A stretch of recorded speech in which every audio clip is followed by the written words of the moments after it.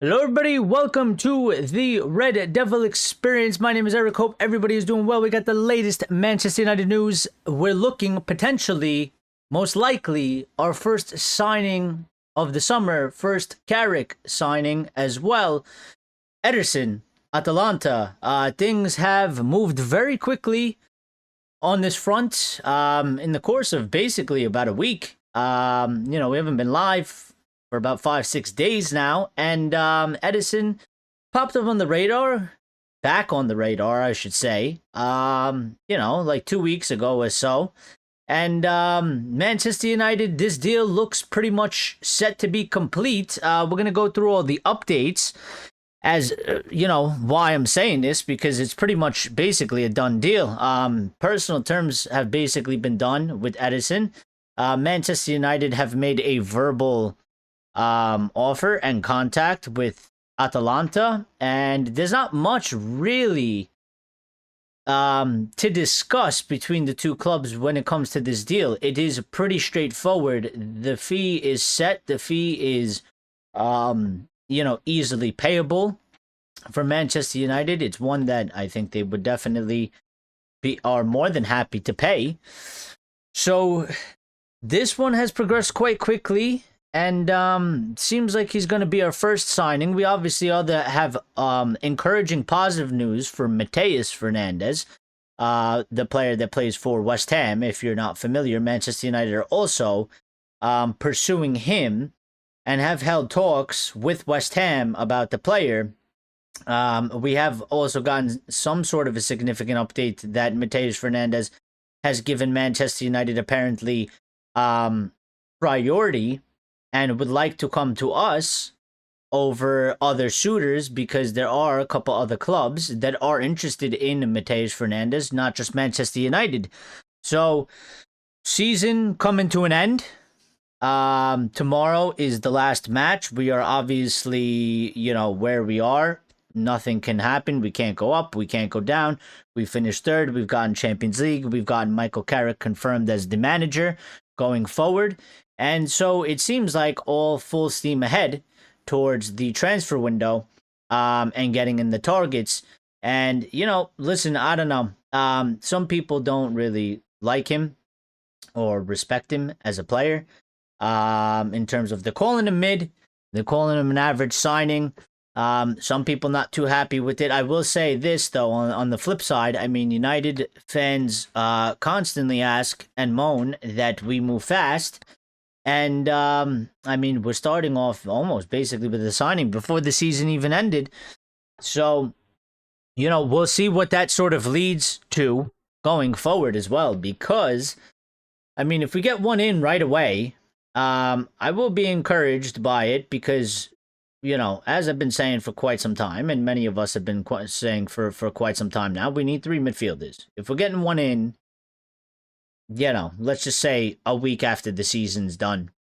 Maybe it takes another week to do this. I think he's pretty much here. 85%, 90% with the updates and what they're telling us. I think he's pretty much already here. So let's just say we sign him a week and a half after the season actually ends, after tomorrow. We already got one centre midfield in, and then we need another 2. And Mateus Fernandes looks like possibly he could be the second one, which leaves the third one. And the third one, I think, would then have to be the higher caliber player, Elliot Anderson, etc., etc. Somebody that's going to cost us, probably around the 80 million mark.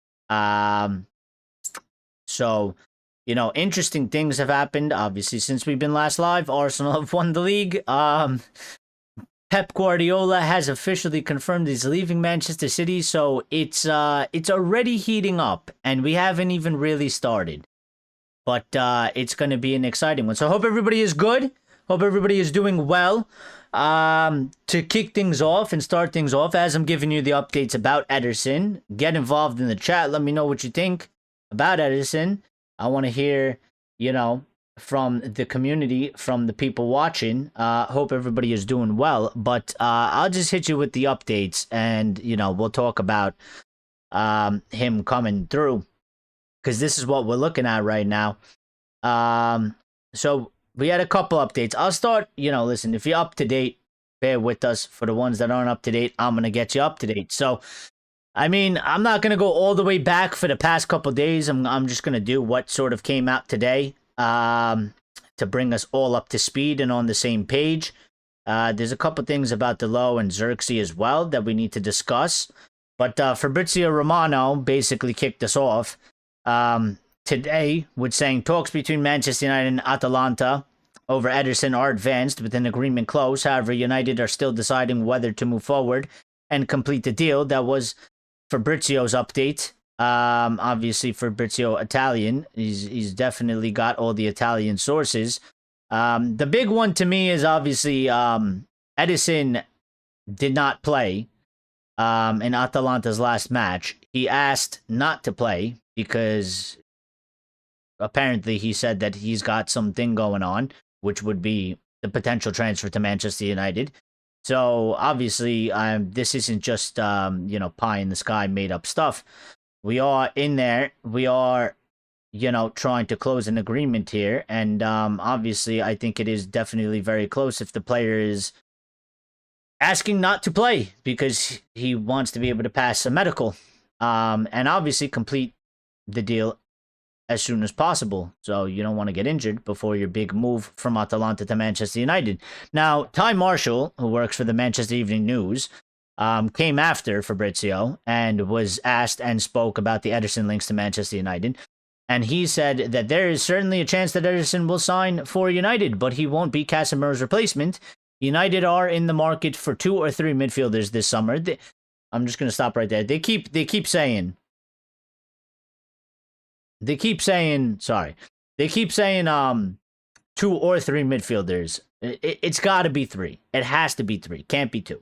It can't be 2. For me, Ineos United, they can't get away with doing 2. If you do 2 and not 3, it's a failure. But I will continue with what he was saying. He said, United are in the market for 2 or 3 midfielders this summer, and while Ederson could be one of them, he won't be the top name. The 26-year-old is someone United have scouted previously, and with a year left on his contract at Atalanta, he will be available this summer. The fact that he hasn't made Brazil's World Cup squad shows not everybody is convinced. That's where some of the concerns have come in by United fans. But he's someone United have kept an eye on, and he would add depth to the squad. He won't be the elite level number 6 that comes in replace of Casemiro, but he could be a squad player.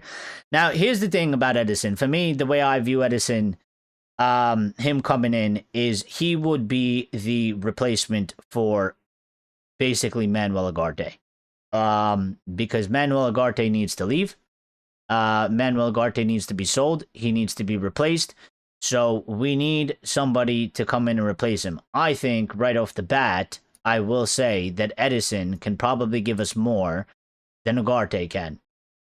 Because Ugarte hasn't been able to give us a lot. He's a quite limited player and doesn't really fit what we need going forward, especially under Michael Carrick's team. So while Ederson isn't the glam and glitz, he's not Camavinga, he's not Elliot Anderson. Some people might get depressed or they get angry because they don't really rate this guy. They view him as average or whatever. He's not some star-studded player.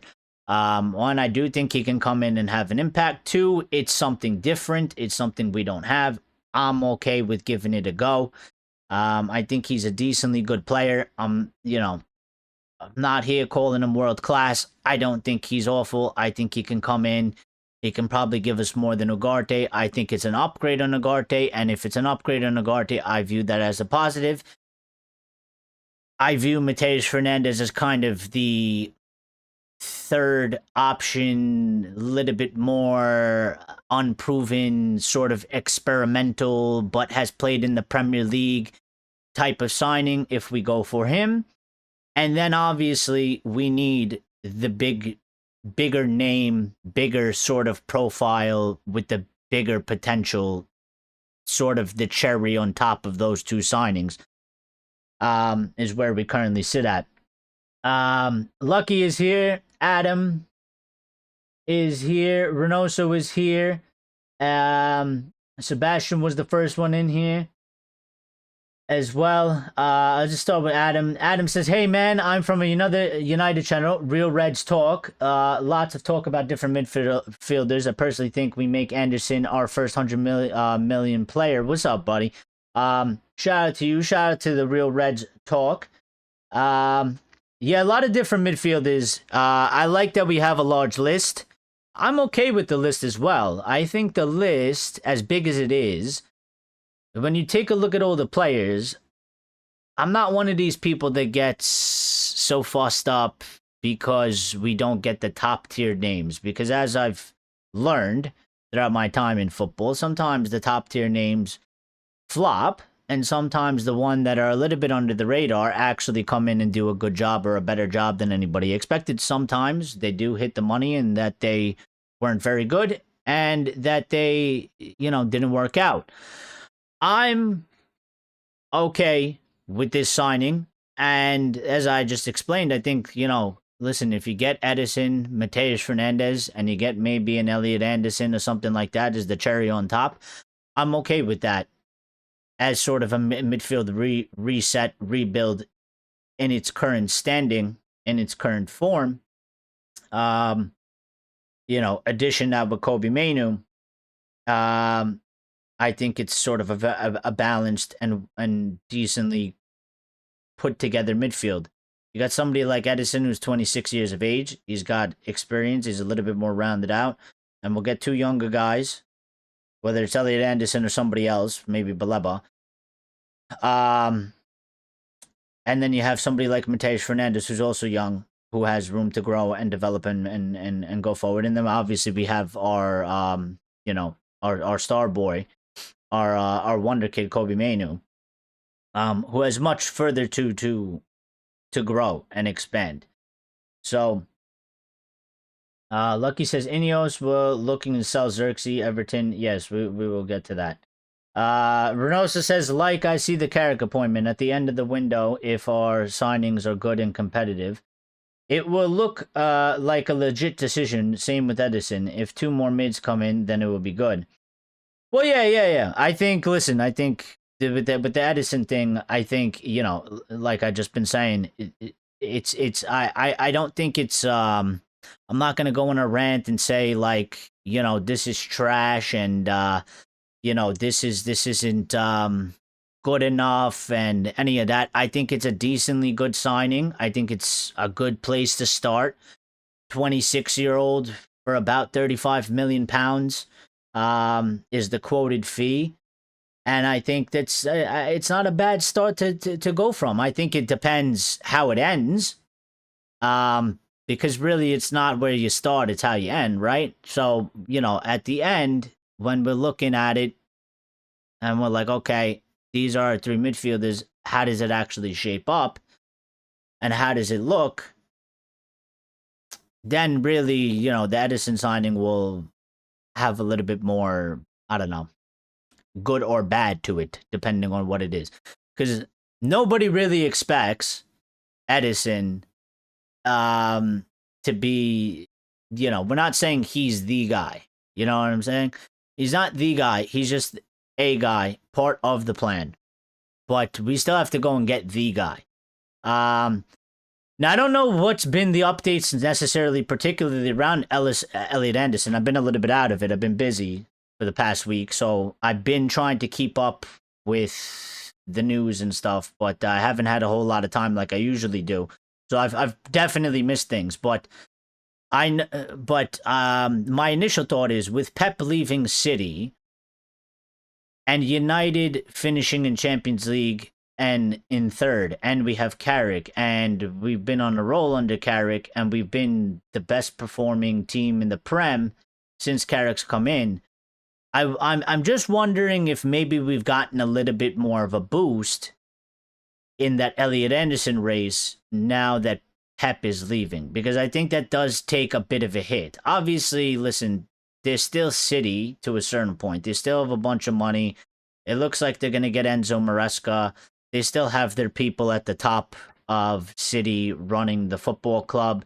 Don't expect them to just monumentally fall off, but with, the leaving of Pep Guardiola, number one, it's going to be hard to replace such a guy, if you could even do such a thing. And I do think, in my opinion, it does make them at least a little bit, slightly, at the very least, a little bit less attractive than what they just were. You know, we're going into a race between Elliot Anderson, between Manchester City for Elliot Anderson, and they've got Pep and we've got Carrick. You know, it does feel like, well, they definitely have more of the edge. They've won more things more recently than us. They've been more consistently at the top, always in Champions League and stuff like that, where we have not. But, you know, with Pep leaving, well, maybe Elliot Anderson thinks twice about it. Maybe they lose a little bit of standing in that fight. So we'll see. I haven't seen any updates about Elliot Anderson today. Maybe there was one a couple days ago, but other than that, I'm good, Renault. So how you been, buddy? Lucky says I probably broke the transfers. Adam says get the two sons, Anderson and Ederson. Ederson, Mateus Fernandes moved to Manchester United, Premier League gems, good prices, and we're looking to sell Xerxes Roma, 31.2 million. Yeah, we'll get to that. There's an update about Xerxes. There's an update about Diego Dalot, which probably some people aren't happy, but you know what? I have controversial take on that I know when I say it, people that don't like Dalot will hate me forever. But Temiskin says I like Edison, Tonali, Mateus Fernandes, Lewis Hall, Van de Ven, Adeyemi, Maxi, Araujo to United is better for next season. Please, Ineos, make plan. Also, make plan for signing loan King and Lee Lewandowski to United. Renoso says, you ever see the scene on Step Brothers when they both attend the job interview? And okay, now the tuxedos seem a little fucked. That's how I feel about Carrick Ederson if they fumble the summer.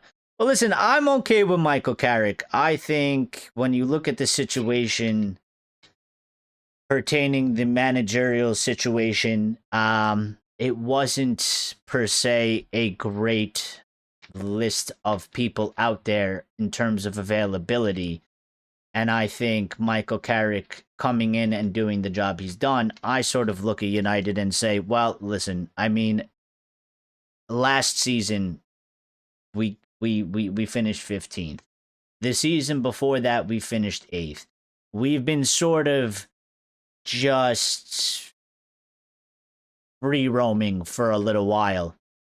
And I kind of just feel like at this moment in time, I mean, we kind of almost, I mean, we have things to lose, but at the same time, I kind of feel like we almost got nothing to lose. Because it's like, we've tried a bunch of different things. They haven't worked. I look at the people that were available, and I was just like, hey, listen, the people that we could actually probably get, you know, we talked about it for a while. With Carrick doing that well, it was almost like, how can you not give him the job, and you're going to give one of these other guys the job?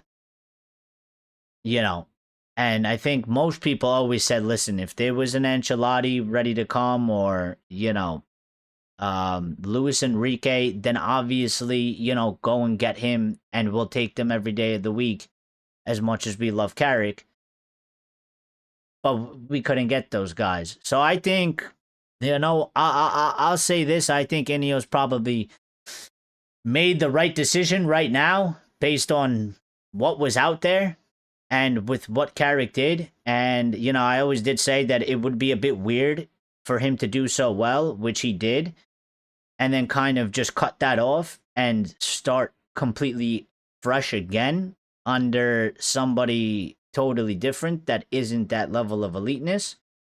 So I don't really have too much concerns about Carrick, you know, as it stands right now. I think the most important part, obviously, which I always say heavily dictates, regardless the manager, doesn't matter if we had Enrique or if we have Carrick, it's the transfers. It's, you know, Wilcox and Barada and Vivel actually doing their job and doing it well. And, you know, United spending the money and getting the correct targets in, getting the correct amount of players in, filling up some of the holes we have, strengthening some of the other parts of the squad that maybe are decently strong or a little bit weak for next season, and giving whoever is in charge the best tools to go do the best job possible. So I think like the Carrick thing, like that's I gotta put that on the back burner till later because his part doesn't come in until we actually start the season.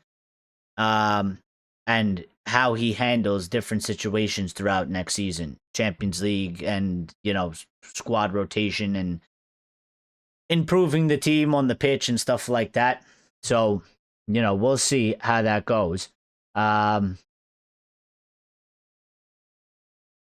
Simon is here. What's up, Simon? Greetings. Hope you're having a good day. I'm having a good day. It's been a long week. I was dying to get on here, and I just literally couldn't. So, but we're back, and we'll be here today. We'll be here tomorrow after the match. We'll be here Monday and Tuesday. For the foreseeable future until my schedule changes once again.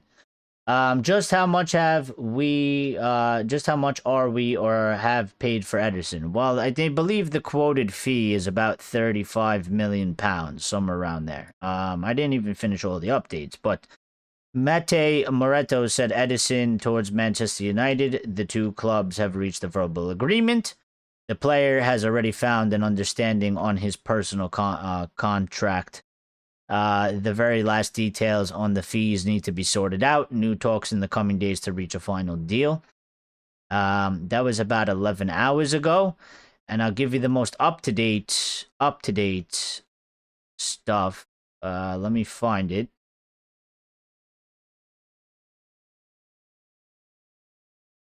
Boop, boop, boop, boop, boop, boop. Where is it? This came back in from Time Marshall on the Manchester Evening News. Manchester United made good progress in talks with Atalanta over a deal for Ederson.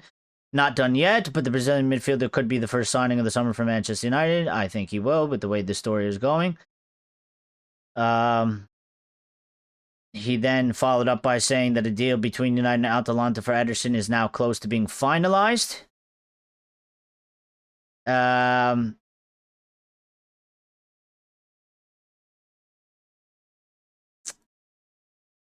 Mateo Moretto saying Ederson is reportedly ready to begin a new chapter with Manchester United. Manchester United are expected to pay around £34.5 million plus bonuses for Ederson. So there's your answer, Simon. Which, listen, I think 26-year-old Brazilian, okay, he didn't get picked up by the Brazil national team.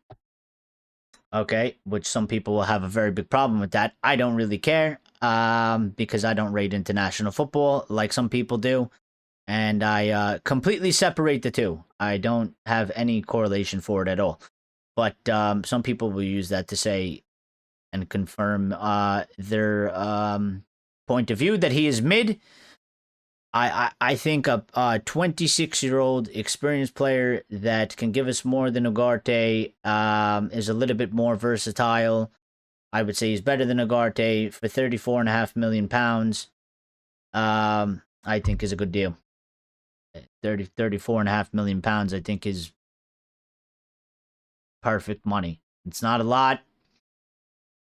He's 26. He could give us, a good 4 to 6 years.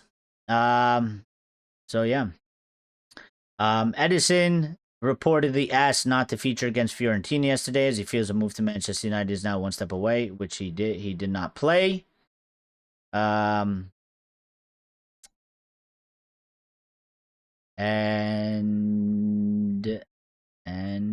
I think that's the latest that we've gotten. So we just got one right now, actually. I spoke a little bit too soon. Actually, Fabrizio just gave us one. Fabrizio just gave us a couple. So hold on. So let's see. Fabrizio just came 24 minutes ago. Ederson is giving priority to Manchester United despite the call from another club in recent days. United has not yet given the definitive green light, but I bet they will. Fabrizio then follows that up by saying Manchester United want Manuel Ugarte to leave. The message has been passed to the players' camp. And I will say, this just came out 20 minutes ago. I will say, right from here, and I have no problem doing this. I don't shy away from this. I give credit to Ineos right now, right off the bat. I think it is the absolute correct decision. And this is something that should be done. And something that Manchester United have failed to do over the past, I don't know, let's just say 11, 12 years. Since Sir Alex retired and, we moved forward from that, we would sign players and we would never get rid of the likes of somebody like Ugarte because we just signed him. We're probably going to take a little bit of a loss.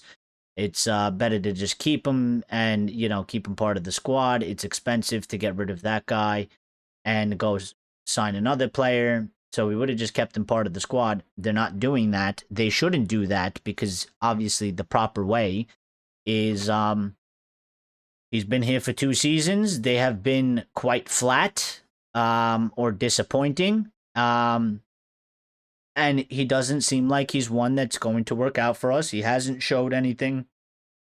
Carrick hasn't showed any belief in him. He's played even way less since Carrick come in. I think, I think it's fair to say Carrick doesn't rate him. Carrick doesn't see how to use him. So he needs to be going. And Fabrizio giving us this update saying that United are basically pushing him out the door and that they have passed the message to the players' camp saying that we want you to leave. Or we're looking to sell you. So absolutely. Great move. Very encouraging. I'm very happy by this already right off the bat. Okay. Right off the bat. We're going for Ederson. Looks like we're going to get this deal done very quickly. All right. That's one target in the door early, especially in a summer transfer window that has a World Cup, which is going to be a bit chaotic and a bit pressed for time, as it usually is when there's a Euros or there's a World Cup or there's some sort of an international thing going on during the summer. Okay. It causes mayhem. It makes deals a bit harder and a little bit dragged out. Not an excuse to not get things done, but it does make it more difficult.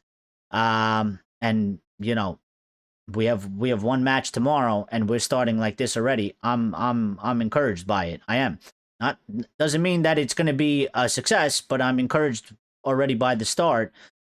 And as I said, it's not about really how we start, though. It's about how we finish. So we can have a good start like this, but, we can still fall flat at the end if Ineos don't, power through and, do everything that they need to do for our club, for our squad.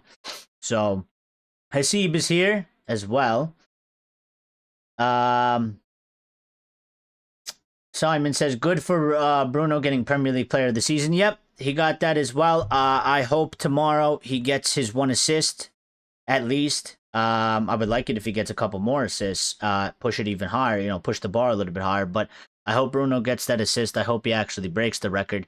He deserves it for how good he's been for us. It's the least that he deserves. Because unfortunately, since he's joined us, we haven't really been in a position to be able to get a Premier League title or even a Champions League trophy for under his name at our football club. So, for the very least,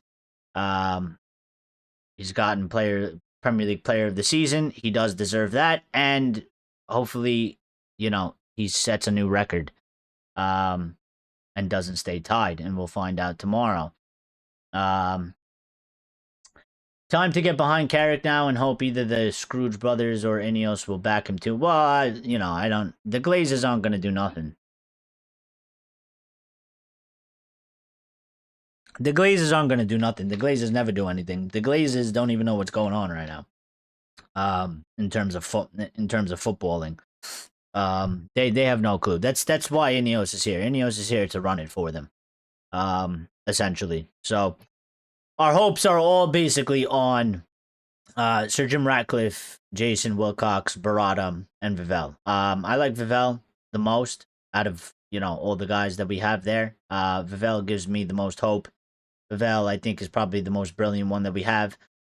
I trust his, foresight or opinion, judging players, and stuff like that. So he has grown into a prominent role since he first came in here. He's gotten more power. He's gotten more respect. They listen to him.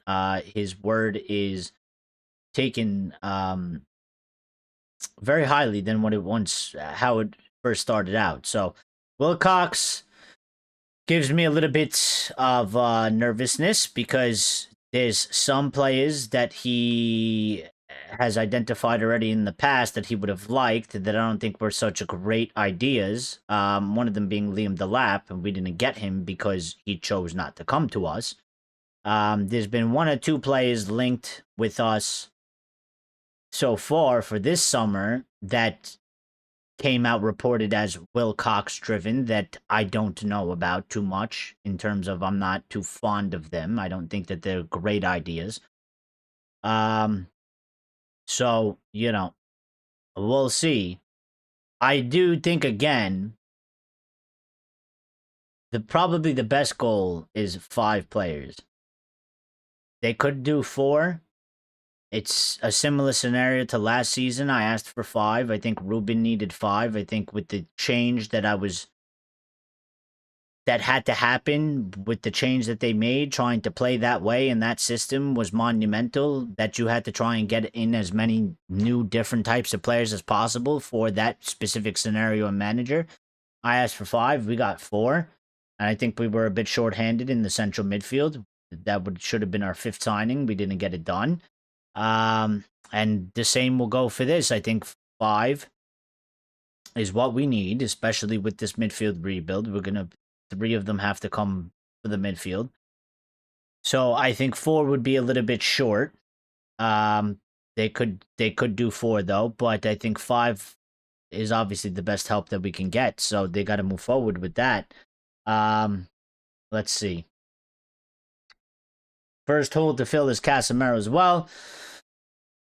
Yes, but sometimes it doesn't pan out that way. I think about 2 weeks ago, I was sitting here and saying that I believed that United would probably do the big signing first in terms of replacing Casemiro and spending the largest amount of money on, whether it's Elliot Anderson or somebody else. And that person is coming to fill Casemiro's void that he's leaving because of the probably more significant competition for those players and also the amount of money that we're going to have to pay. And then after we do that, then we look at, the remaining finances and we try to balance it between the smaller players, right? But as we know in transfer markets, things go not always straightforward like that. And it could go maybe backwards to what I said, which it kind of seems like is a possibility. I mean, we're going to get Ederson. He looks dead set to be the first signing. Mateus Fernandes could very well maybe be the second signing. That's the 2 smaller midfield players. And then we probably go for the big grand finale cherry on top type of thing, which in that scenario is backwards to what I said about 2 weeks ago. So if we have too many holes in the squad, our team will end up looking like Swiss cheese. Yes. Hasib says, hello and evening. Tonali is too expensive for us, and Fabrizio just said it. Well, he could be. I mean, it really depends on, who's going in for him, what Newcastle want, how much of, how much space there is to negotiate. If they stand firm and they're asking for 120 million, it's probably a little bit too much for us because I think we're looking to spend around 80 million on one guy. So if it's Elliot Anderson or Tonali or whoever else it may be, I think we're looking to spend about 80 million. I think you know, you go up to 120, that's an extra 40 million. I don't think we have that 40 million without making some sort of sacrifice somewhere else. I don't really want to make sacrifices. I would like to hit everything that we need to hit. We need 3 midfielders. We probably need a left back. You know, it looks like we're going to need a left back, and, you know, they want some sort of either a left winger or a center back. So, you know, we need money for flexibility. Simon says it would be a good start for us to sign early for a change. Well, listen, I mean, yes, but the buck can't stop there, because here's a scenario that I could play out for you. We do the Ederson deal, and then we don't do a deal for like a month, and it's like, okay, well, you know, it was positive that we started very fast and we got in one signing, but then you kind of killed all of that by not doing anything for like a month and a month or a month and a half. You know what I mean? Or just taking a really long time after the Ederson deal. Which is, I still have a little bit of fear about that. They have to prove that they're actually going to be moving faster. So far, it seems like they've started faster. But, you know, this one kind of gives me a little bit of vibes like Cunha last season. I mean, Cunha was like ready to go. We did it quite quickly. He was in basically almost right away. And then we spent like a month and a half on Embuemo. So, you know, it slowed down, and we only had one signing. And like 4 or 5 weeks later, we still had only one signing. So we got to see how it does transpire. But Asib says, Fred to Amrabat to Ugarte to Ederson, lol. I'm not with it. Ederson is like Mikel Merino signing, but Arsenal had their main guys. We don't. Well, listen, I don't know. The Arsenal fans, they like Mikel Merino. He's been an important player for them. He's been very impactful. So I don't know if that's the right kind of player to get him into. But I will say, Fred to Amrabat to Ugarte to Ederson. I think Ederson is better than all three of those guys. So, listen, right now I'm looking at it again. I'm saying Ederson is a direct, for me, in my opinion, direct replacement for Ugarte. I think Ederson is definitely better than Ugarte. I'm taking it as a positive. I'm taking it as a plus. So, you know. Let's get rid of Ugarte soon, make that our first player to sell. Well, that's what it seems like. Fabrizio has just updated us and said that. So, we will see. Now that Ederson is coming, is he Cassie's replacement, and is Baleba still a target? Well, he's not Casemiro's replacement. Ederson is basically Ugarte's replacement. I would say. Ederson is Ugarte's replacement. And I think he has to be, because Ugarte was supposed to be like this pit bull player, this defensive midfielder that can get us the ball back. He's very limited going forward. He doesn't have the responsibility. He doesn't play the game with the responsibility of a midfielder in a midfield 2. He would probably fit well in a midfield 3, sitting behind 2, you know, central midfielders and playing defensive mid. But we don't play that way. You know, and you know, even Michael Carrick, I think Carrick had a couple words today, and here, and I totally agreed with this, and this is what I was saying for quite a bit of time now. Michael Carrick was asked on what he wants in a Manchester United midfielder, and he said, you need to have composure, poise, and be positive. You need to have the physical strength to deal with the quick transitions in the way that we want to play and to create excitement. And when I read that, I was like, I agree. I've been saying that. And my second thought was Ugarte does not fit that description in any sort of way, which hence why he doesn't play under Michael Carrick. And Michael doesn't pick him and doesn't want him. And, you know, this is Carrick's basically described what I've been saying Ugarte 100% isn't. I mean, we've had 2 seasons to look at him. He does lack composure on the ball. Kobe Mainu has that. He doesn't have poise. Ugarte is not that positive with the ball in his feet. He doesn't do a good job of linking the midfield to the attack, getting the ball out of the back and getting it forward, being progressive. He doesn't do that. He's a bit smaller. He does struggle a bit with the physical strength and even the quickness. And he can't create. So, you know, based off of that right there, that was 8 hours ago on Sky Sports. Michael Carrick said that. And when I read it, you know, I was like, well, Ugarte doesn't fit that description at all. So I was like, he doesn't belong in Michael Carrick's plans going forward. The Brighton game is always a tricky game. Welbeck is looking forward to scoring against us again. I drank from the cap. I thought it was open.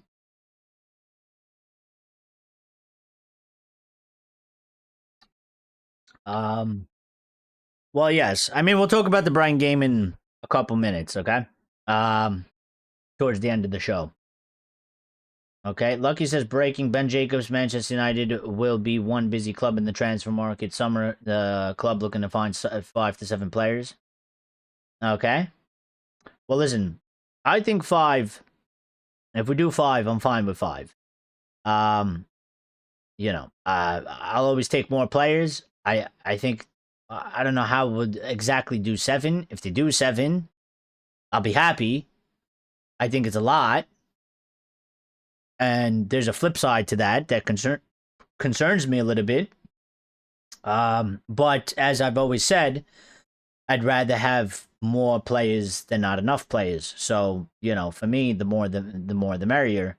I do not want to be in a situation when I'm watching United next season and we're playing pivotal matches in important competitions and we're in some sort of an injury crisis. Some players are playing like shit, and we're just looking at the squad we have and the players available, and we're like, we're short.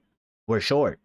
You never want to be at some point in the season and you're going to play some match because you don't know how the scheduling is going to go. You don't know, you know, what's the situation going to be, right? We could be going to play Liverpool in important 3 points, or Arsenal, or, you know, we're playing a huge Champions League match and we're looking at the squad and we're like, it's gotten really thin. And it's like November and, you know, we need to win these games and it's not looking that good for us. We have a couple tough fixtures. You know, how are we really going to survive this? This could be detrimental to our season if we can't get through this. So we do need as many options as possible. I mean, listen, if they were to get 7, fantastic. I think 5 seems like a bit of a challenge for them to do. So that's kind of where I have the level set at. Because I think 4 is like the minimum of, it's the minimum of minimums is 4. So they haven't really been able to do more than that. And when they say 5 to 7, you know, I'm hoping, well, for me at least, it's supposed to be 5 to 7 first team signing, not, you know, some 17-year-old kid that we ain't going to see for the next 2 seasons, that when we sign him, everybody's going to go absolutely mental and they're going to hype the shit out of him. And then they're going to demand for him to play, or they think he's going to play. And then we don't even see them for a year or 2. Okay. Like, you know, we have a couple of them and I'm not throwing any dirt on them, the players themselves, the kids, but like Saku Kone, reportedly, you know, he was sent to Lausanne. I criticized that. There was no reason he should have went to Lausanne. Apparently, he struggled immensely there. It hasn't gone well. And they're saying he still lacks physicality and that they're probably looking to send him out on loan again. So that loan didn't go well. He shouldn't even have gone there. I don't know why Ineos have chosen to do that. I would assume it's probably because they own it. And they wanted a push, so they gave themselves basically a free player in the hopes that it would make some sort of a difference. But my opinion, that kid should have always went to the championship to play English football. But, whatever. There's a couple kids that's, Diego Leon. A lot of people made a big fuss about this kid. I was like, bro, I don't really know much about him. I've never seen him play. He's coming from, some South American team in the South American League, one of them.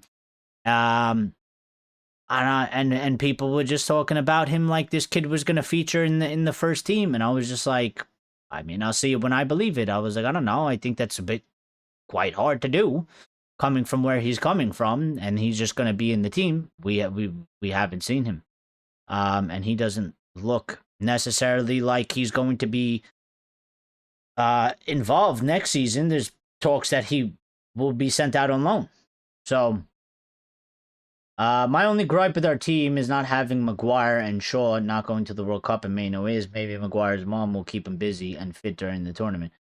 Well, listen, I mean, I don't know. I know there's been a lot of controversy around that. Tuchel's made his decision. We'll see what it is. Like I always do, like I always say, it's he's in charge. It's his plan. For his sake, he better get it right. He's made the call. I'm ready to see it. I'm ready to see it unfold. I was a bit shocked that Maguire wasn't taken. I wasn't that shocked that Luke wasn't taken. I mean, I think when I was thinking about both of them, I kind of felt like Maguire would get in.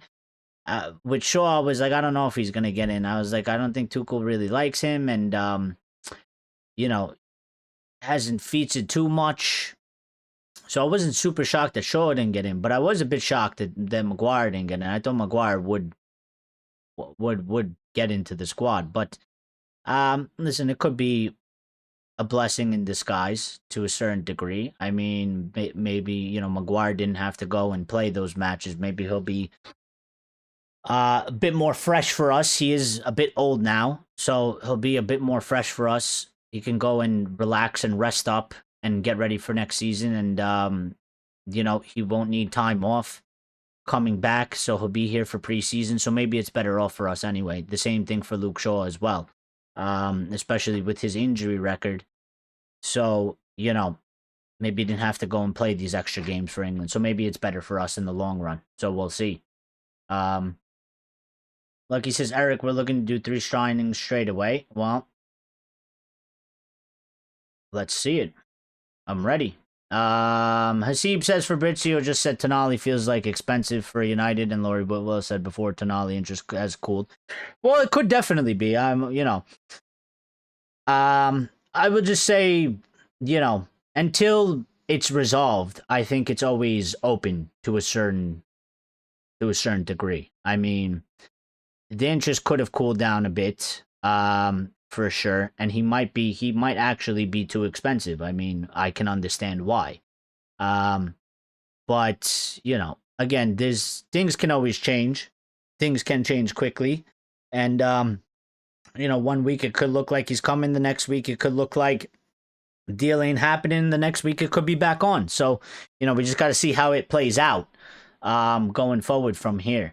We'll see. I mean, I really like Tonali. I would like to get him. I think we're only going to get one of these guys. You're only going to get an Elliot Anderson, a Tonali. We're not going to get both. We're not going to do something like that. I think it's been made quite very clear, at least to me, that's what it seems like, is that we are doing this sort of tiered thing to a certain degree, where one of them is going to be about an £80 million signing, maybe a little bit more, 85, 90, something like that. Maybe even 100, and maybe 100 is like the ceiling. I don't think they really want to do 100. People take that in 2 different ways. Some people like it's because they're cheap and they don't want to spend money. But, at the same time, I could look at it and say, well, the lesser money you can sign a player for, whether you rate him highly or not, it is a less of a risk to the club at the end. Because if it doesn't go well, for example, like if we sign Elliot Anderson for 80 instead of 100, the 20 million later on, if he doesn't pan out to be the player that we thought he could be, if we go to sell him, that 20 million can make a difference whether we just, break even or, maybe we would take a bigger loss than we have to. So I'm all for making a smart signings. We don't have to go absolutely crazy mental with blowing the bank. We don't need to smash a transfer record for me to get excited. I like deals that are players that have a good attitude, a good personality, that fit into the squad, that can bring ability, that have some sort of character about them, and sign them for good money. So yes. I can't wait to see the new lineup. 2 Fernandeses on the pitch, both scoring an assist from players. Well, that I will like. If we have 2 Fernandeses, we're going to have to play that game. Bruno Fernandes, do we call him Fernandes squared? Do we call him Fernandes Jr.? We'll find something. We'll figure something out. But, nah, relax, Fred was underrated. Listen, Fred was alright, but I still think Ederson is probably better than all 3 of those guys that you mentioned.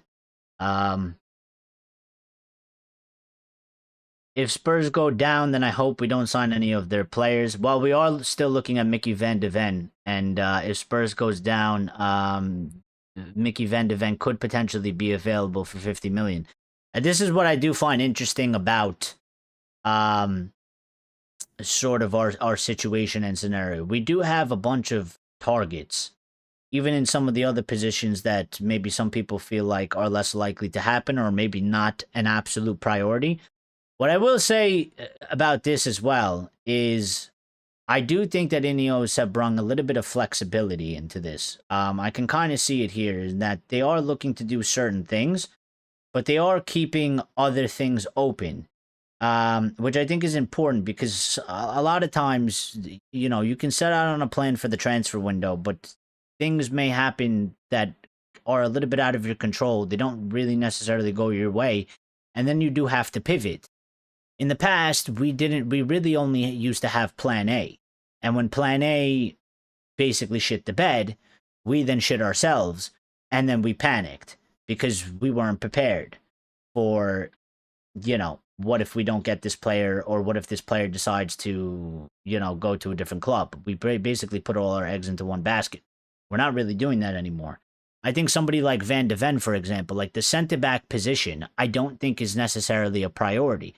However, they have shown that if an opportunity presents itself, they are not afraid to pivot and go and get a player in a position that they may have not necessarily been that high up the priority list, but if it's a good deal, they will move that priority from a lower position to a higher position, which I think is good. I think that that's a positive in the grand scheme of things, because I think that's just proper handling of the football club, of situations. We can't be rigid. We need to be flexible.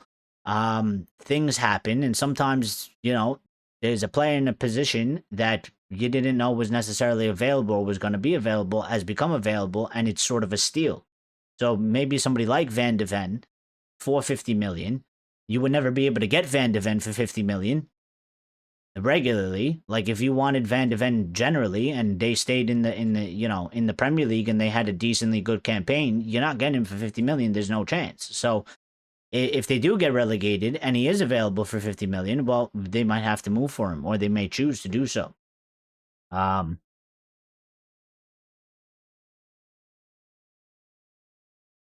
Natasha's here. Are you watching the boxing tonight?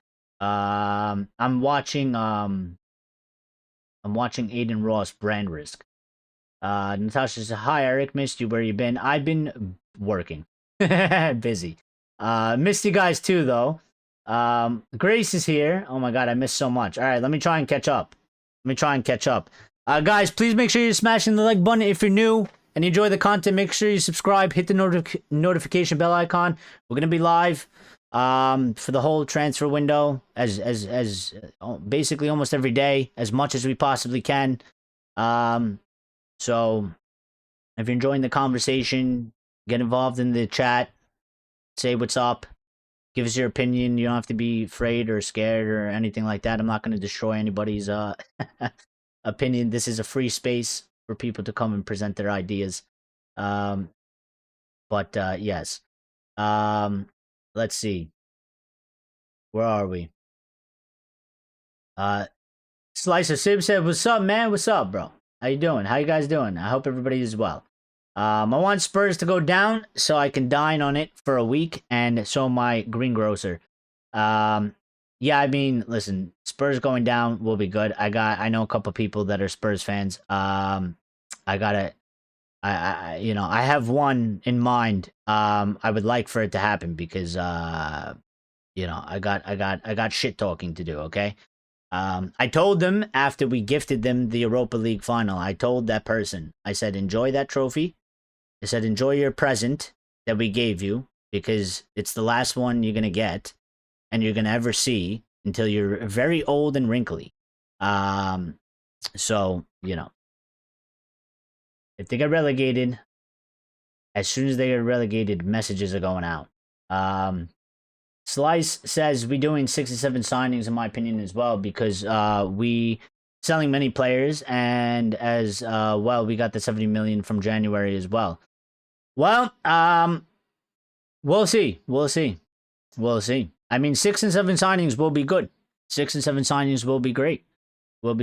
I need to kind of see it to believe it a little bit because I think again I don't know, just instinctively 5 seems to be, it feels a little bit like a lot. We haven't really seen them do 6 or 7. 6, 7. I mean, I'm 31. I shouldn't be doing that, but 6, 7, like they haven't, they haven't really shown that they could do that.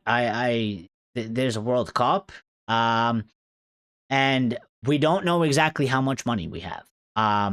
We do have somewhere around, I would say probably, off the top of my head, ballpark, 200 and 250 million that I think we can actually spend. I don't know if we can go any higher than that. So, maybe we can, but we need to do some deals first so we could see what the rest of it sort of shapes out to be, and what kind of updates we're getting, 3 midfielders, a left back, and a left wing, and a backup striker, says Hasib. Yeah. I mean, we could go even a bit further than that. I mean, I think we do at some point. We probably need a center back. Some people would like a right back. You're not going to get the right back. I'm telling you now. I've been saying this for a while. Because many people in the fan base, they want left back and they want a right back. But I've been saying the whole time, I don't think we're going to get a right back. I've been saying for quite some time, whatever your opinion on Diogo Dalot is, and you may hate him, or you may just dislike him, or you might not rate him. Some people hate him, which baffles me, because I don't think he's a hateable guy. It's one thing if you don't think he's very good, fine. But I don't understand, some of the people in our fan base, they actually have like real hate for him, which is baffling to me. But I've been saying, it's one of these scenarios. We've seen it a couple times already, where the majority of the fan base, or a large part of the fan base, or a large section of the fan base, have a certain opinion on a player or something like that, and Ineos has had a completely different opinion, and they have chosen to basically go against the grain. And I was saying that that's what it seems like it's going to be with Dalot, because I can tell you Dalot is respected by his teammates, by the coaching staff. They rate him in terms of personality and attitude. He is a part of the leadership group that we have there. He is looked up to by some of the players as well. So, and he has decent ability. Like, he has his moments. He's hot and cold. And on his days where he is cold, he's very cold, and not in a good way. And then when he gets into form, he can be actually quite good. So when I look at that, I'm saying, well, he's not a terrible player. He's a bit inconsistent. And if he was more inconsistent, I think there wouldn't be much to talk about. He would just be fine. He would be okay. People would be all right with him. It's his inconsistency that kind of kills him. But the club don't view him as the way that these other peoples do. He is not a world-class right back, but he is not a terrible right back. And actually, when you look at the world of right backs, there ain't even that many really, really, really good ones out there. In terms of these top tier, there's not a whole lot of selection out there. Anyway, so I think when you look at Delo, and you say, well, listen, he's a decently good right back, and he's been at United for quite some time. He has a good personality, good attitude. I think that all adds up to him staying here. I don't think he will be sold.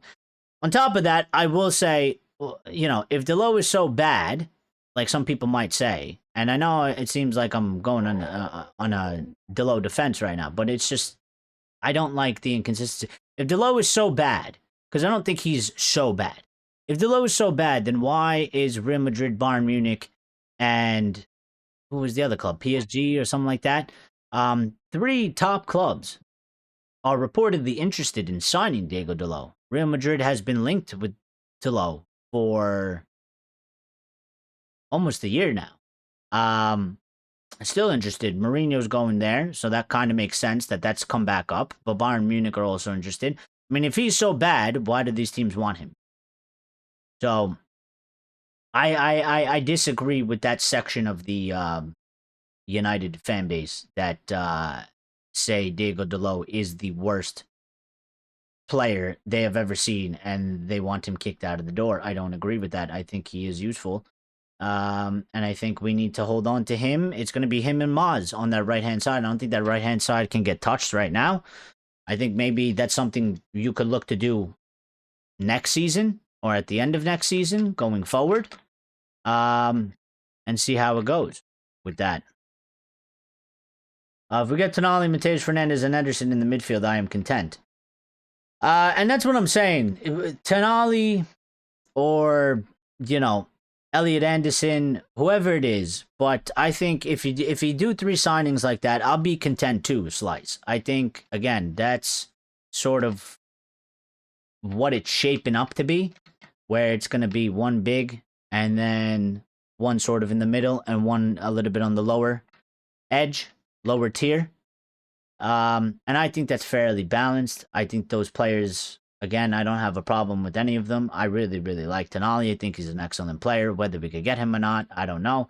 But I like Tonali. I like Elliot Anderson. I don't know which one we're going to do. Maybe we can't. Maybe we don't get either one of them. Maybe we have to end up getting somebody else. But we will see. They look like they are fully backing Carrick. Well, they have to. I will always make this argument.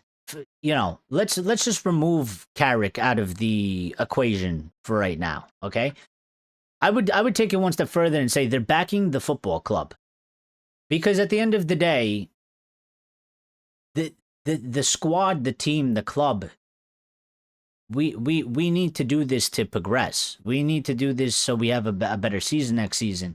And I've been saying it for a long time, and it's still my belief, because I don't think we're really still in that situation yet where the squad is this set squad that is super strong and confident and is just like a machine. We're not there yet. We've improved on the character. We've gotten better. We've done better than obviously what Ruben was able to do.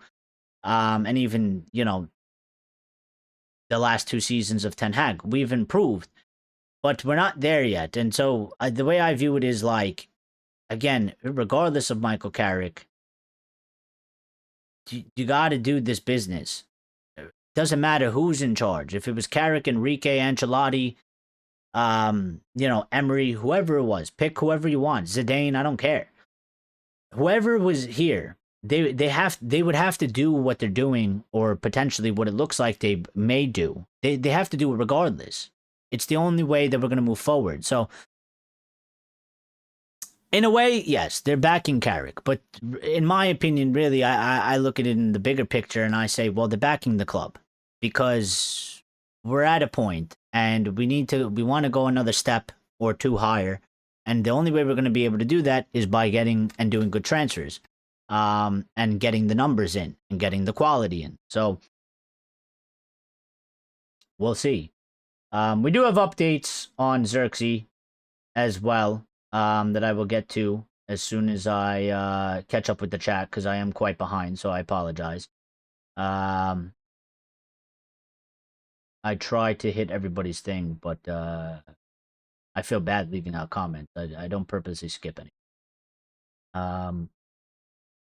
What I would love to do is get a replacement for Delit, because I can't see him returning. He should retire. Think of his health. We pay him for not doing anything for months. Well, listen, I don't know. I wouldn't go that far right now.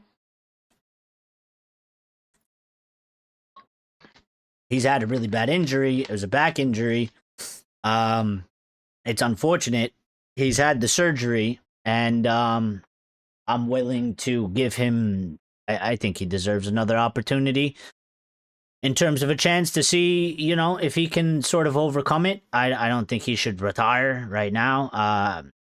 They haven't really fully explained still what exactly the situation was with that, but I hope that he comes back. It is a bit of an air of caution in that, listen, he could be injury prone. He could go missing again next season, and he could be gone for 4 months or whatever. Maguire's a bit on the older side. He'll do his hamstring or something once or twice for sure, probably next season. And then you have Lisandro Martinez, who obviously had the two, mishaps with the injury. He had a small one this season coming back. So there is a little bit of a hazard back there in terms of, or a little bit of caution, because we could end up in a scenario where, Martinez is injured, Delit is injured, and Maguire is injured, and now we're down to Heaven and Euro. And not enough really depth back there. But I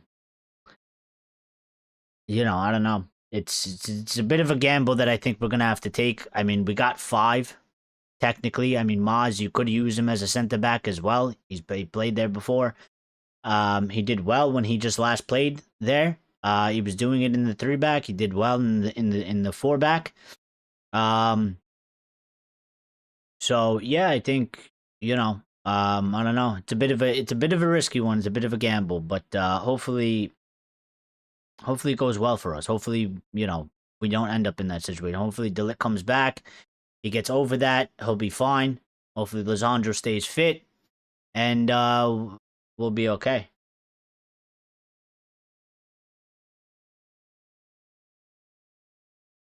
Anderson will flourish way more at Manchester United than City, in my opinion. Well, we'll see where he goes. I think it is quite interesting. Culture Spot is here. Ray is here as well. Oh my god, I'm really behind. Alright. Culture Spot says, "Hola, amigo. Would you be happy with Ederson, Baleba, Fernandes midfield if we could add a Mr. Morgan Rogers?" Yeah. I mean, I don't know. See, for me, like, Ederson and Baleba, I kind of feel like are a little bit maybe too similar. I feel like I feel like Anderson and Tonali have a little bit extra than Baleba does going forward with the attack. The defensively, I'm not concerned about him in the defensive aspect, but the going forward aspect, I think Elliot Anderson and I think Tonali can give a little bit more extra than he can, which I think that makes a difference in the optics a little bit than with Baleba, because I just feel like Baleba is a bit more defensively. So I start to worry because I'm like, I kind of view Ederson a little bit like that as well. And then you have the younger guy, Mateus Fernandes, and then you have Kobe Mainoo. Where I kind of look at Cass and I'm like, Cass is the defensive guy, but as we've seen, One, he went on a rampage and scored a bunch of goals, and he was always quite. He does always get quite involved in and around the opponent's box and in their half, off the set pieces. And I feel like Elliot Anderson has a very good shot on him. He has very good progressive passing in the opponent's half. And Tonali is similar like that as well, carrying the ball forward and stuff like that. So I feel like they give us a little bit extra. But I mean, listen, if it's Ederson, Baleba, and Fernandes, and you're adding Morgan Rogers to it, I mean, it does start to sort of shape up a lot more interestingly, because I think Morgan Rogers is a very good player. He is versatile. I know we've been linked to him. I still don't believe that we're gonna get him, because I don't see how we're spending that amount of money on that player for that position. But again, they could do so if they choose to, if they want to pivot. I think there's a lot of options open for us this season in terms of kind of different paths that we could go down.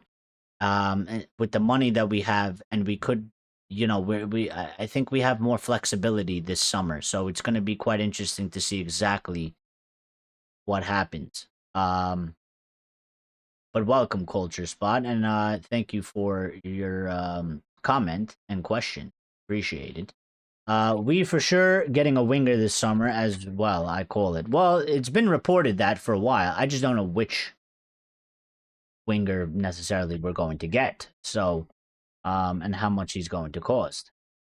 Culture believes we'll get Mr. Rogers for 80 million plus 250,000 a week. I don't know. That's what I'm saying. I see it like, listen, he's a good player. I do think that is, it kind of feels like a lot for us to spend on in that position. When I don't know if I don't know if we necessarily need to do such a thing. To spend 80 million plus 250,000 a week on a winger. The squad is a little bit confusing because Cunha has kind of turned into a winger, but that wasn't obviously the main plan. So, there's a bit of sorting that needs to happen and take place between Carrick, Wilcox, and Carrick's staff. They do need to sort of clearly sort of set the players in specify what is the actual plan going forward, because Cunha was obviously supposed to be our 10, and in that system under Ruben, but Ruben's not here and we're not playing that system. We've changed it, and he's been playing left wing, but we didn't sign him to be a left winger. He's been all right, decently good, but I think he could probably be better in another position. So I don't know. They need to make a call. They need to make a call on Dorgu, which they may have done, but we don't know about it.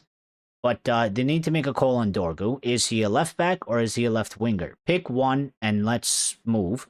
Cunha, what are we doing with him? Is he going to stay as a left winger, or are we going to, move him or something like that?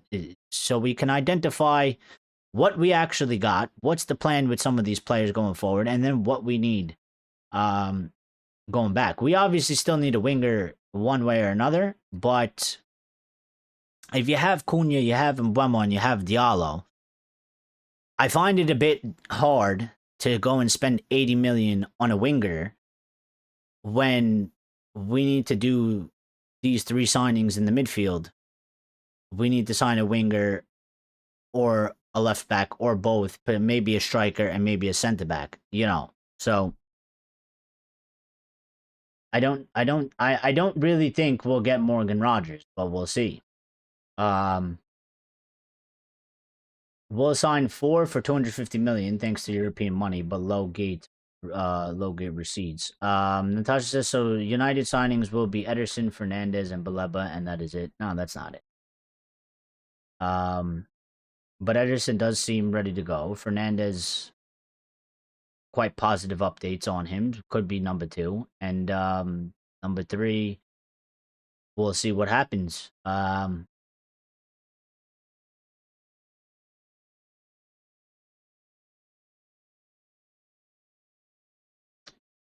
300 million, you think we have to spend?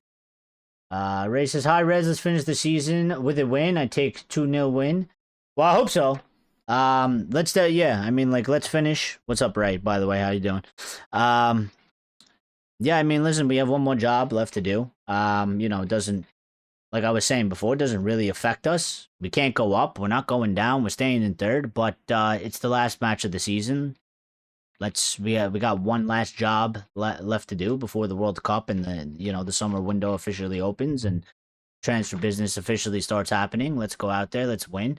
Simon's been very bearish on this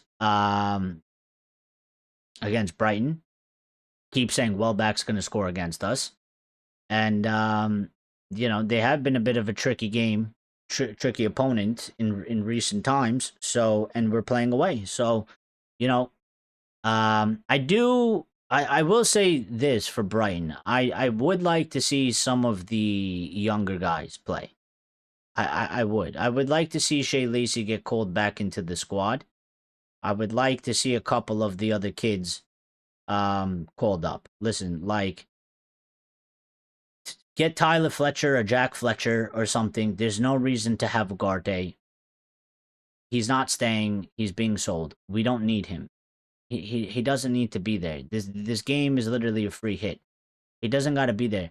Get one of the kids, and put him in. Cass is obviously going to play his last game. So, do that and then get the kid on. Get Shea Lacey in, get a couple of the other kids, get them some time. There's no reason not to do it, in my opinion, especially now. I think it's the most perfect thing. Everything is set and done. Yeah, we want to get the 3 points, but give him some match time. We didn't have a lot of opportunity this season to do so because we got kicked out of the FA Cup and we got kicked out of the Carabao Cup in the first round. And we weren't in European football. So I think now that we've done what we needed to do and got 3rd place and got Champions League and, we're pretty much set, I think now is the opportunity to get a couple of these kids, give them a good 30 minutes or something. Maybe you could give 1 or 2 of them longer than that. Maybe you could start them. Okay. And, let's just see what they got, because at the end of the day, some of them might be part of our future. Some of them may not, but there are a couple players like Xerxes or Ugarte, in my opinion, like these guys, there is no future for them. There's no point in having them really around. And there's no point in really using them in the next match. Whereas we have a couple kids that maybe they're a bit far off or they're still unproven, but they have more of a future than those 2 guys at the very least. There's no reason Malacia should be in the squad. There's no future in him. He's gone. He's out the door. Malacia shouldn't be on the bench. Just get a kid in there. 3 is the magic number. I see Sir Jim Wilcox and Barada are gone on a magical mystery tour to Italy to do deals before the World Cup so they can go on 6 weeks of summer holidays.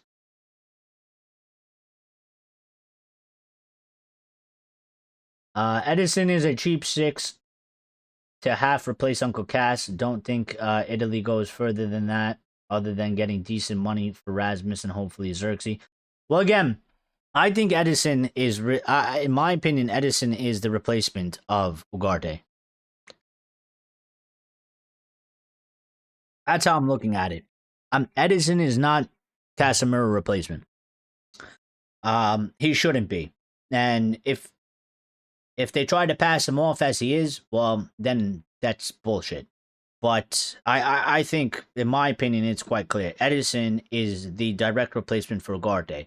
And as a replacement for Ugarte, I think it's a good replacement. I think it's a good buy, and I think it's a good replacement. And I think it's a good start. We obviously need the extra guy, which could be Mateus Fernandes, and then we need the other guy. So, who actually replaces Casemiro, who's actually going to cost, decently pretty penny. Michael wants Morgan Rogers. Yeah, I'm sure. Listen, he probably wants a lot of players. I don't know how we're gonna be able to fit all of that together, but I thought they were going for best in class for a manager and top signings, the best, but they have not gone best in class. Their manager is an ex-player, yes, but here's the thing: who is the manager? That like here's the thing that I have a problem with the fan base. They keep bringing up this best in class with the manager thing, but they don't want to accept that Ancelotti basically turned us down because he decided to stay with Brazil. Tuchel decided to basically turn us down because he stayed with England. Luis Enrique is not leaving PSG. Um, so what? Who is the best in class? Where is it? Because if it was there, sitting on a table, waiting to happen, then I can understand. But I think they had a plan to try and do best in class, and I think it fell apart because one by one, the targets that they wanted didn't materialize. So at that point, when you're left with whatever options we had left, I don't know what they're supposed to do. Are they supposed to create a manager like Football Manager and make him world in class? Like I think again, like what we were saying the whole time, Carrick with the way he did well, when you compare him to the other options out there that were actually feasible, that we could actually go and get, that were actually available, I don't think that there was a good enough argument to say that, well, we're just not going to continue with whatever Michael's doing to go and get this guy. I think we've all made it pretty clear. Roy Keane, me, and everybody else was saying, well, if it's not Enrique, I mean, if Enrique's there, obviously you got to take him over Carrick, but he's not an option. Ancelotti's not an option, and Tuchel's not an option, and anybody else like them isn't an option. So if it's not them, you're going to end up with Carrick, which is where we are. So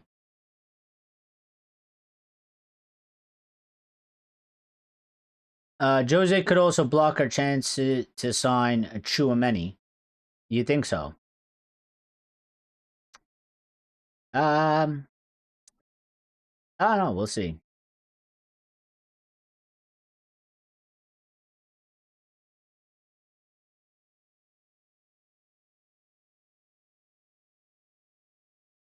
I see, but I disagree. Natasha says, well, Baleba will be the star signing. Watch out. A load of crap. It's like going to a car shop waiting for the best car, but going for a cheaper option. Then Simon followed up by saying, we are spending too much time on Baleba. We could sign him and he might turn out to be a prize lemon. I don't think we're spending any time on Baleba. I think Baleba is pretty much.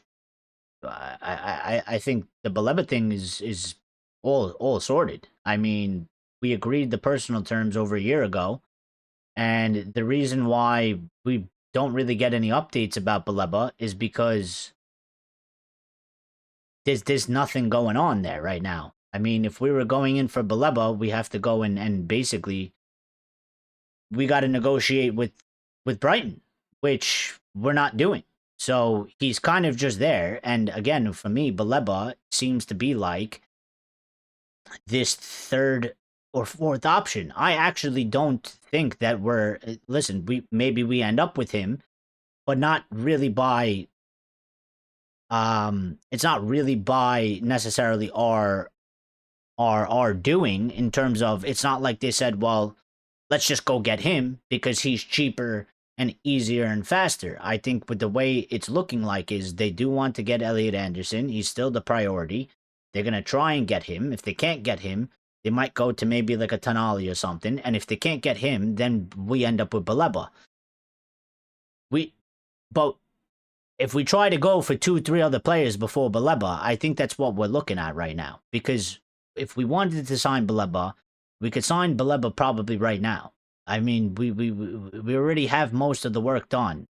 The other part would just be negotiating with Brighton. The fact that we are not going out of our way right now to negotiate with Brighton tells me that Baleba is like the third or fourth choice. They would like to get one of these other guys before him. But if we miss out, then again, it's a bit similar to the manager situation. What do you want us to do? We tried to sign those guys. They didn't pick us. You know, we are not United from 2005. You know, we tried. They rejected us. This is the next best option. Do you want him, or how about we sign nobody? At that point, is the argument that I'll make. Because I think it's one thing if we sat here and they were just like, Baleba is our number one target and we're going to go get him and we're going to ignore any of the other options. But they're not doing that. They're not doing that, are they? So,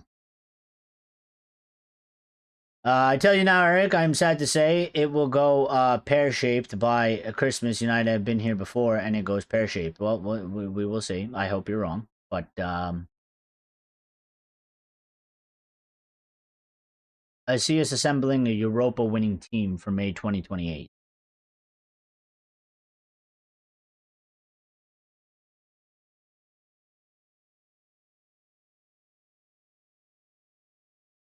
I love Mr. Rogers. PSG will beat Arsenal and Enrique will stay. Well, I think Enrique's already staying because I think they probably listen. I think they probably at least asked in some form, and they probably got back an answer of either he's staying or a highly very vague answer where they couldn't sit around to wait to see what kind of decision he was actually going to make. So, but I don't see him leaving. So, no, they will. But if they want to win trophies, they should have went best in class. But I get it. But listen, the process might go a bit different. Maybe we have to do this Carrick thing for 2 to 3 years, and then maybe at that point, if Carrick can't do it himself, then if we're in a good spot, we can move for the next one. I mean, Carrick only has like a 2-year deal anyway, so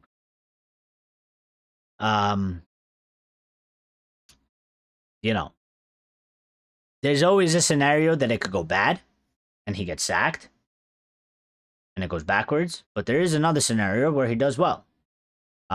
He could do well without winning. He could do well without actually winning the titles, but he can give us consistency and keep us strong.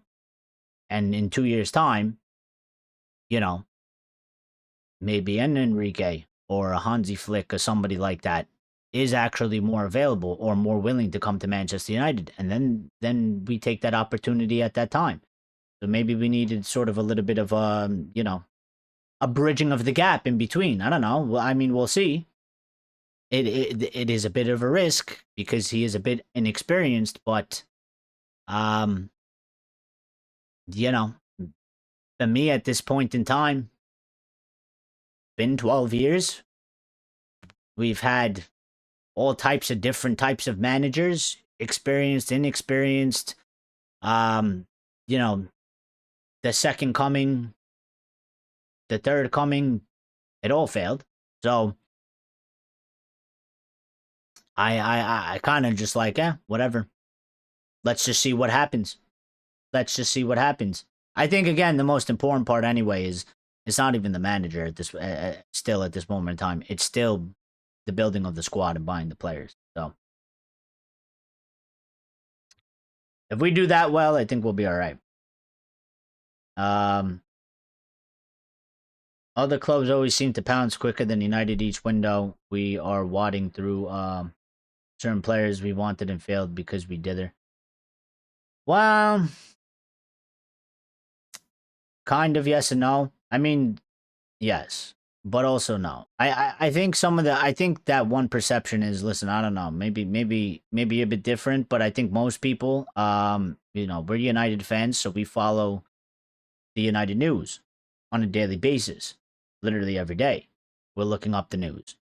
We're not really following. I mean, some people are just generally interested by all the transfer stories, so they'll keep up. But I think a lot of people, you're not watching Liverpool news the same way you're watching United news. You're not watching Arsenal news the same way you're watching United news.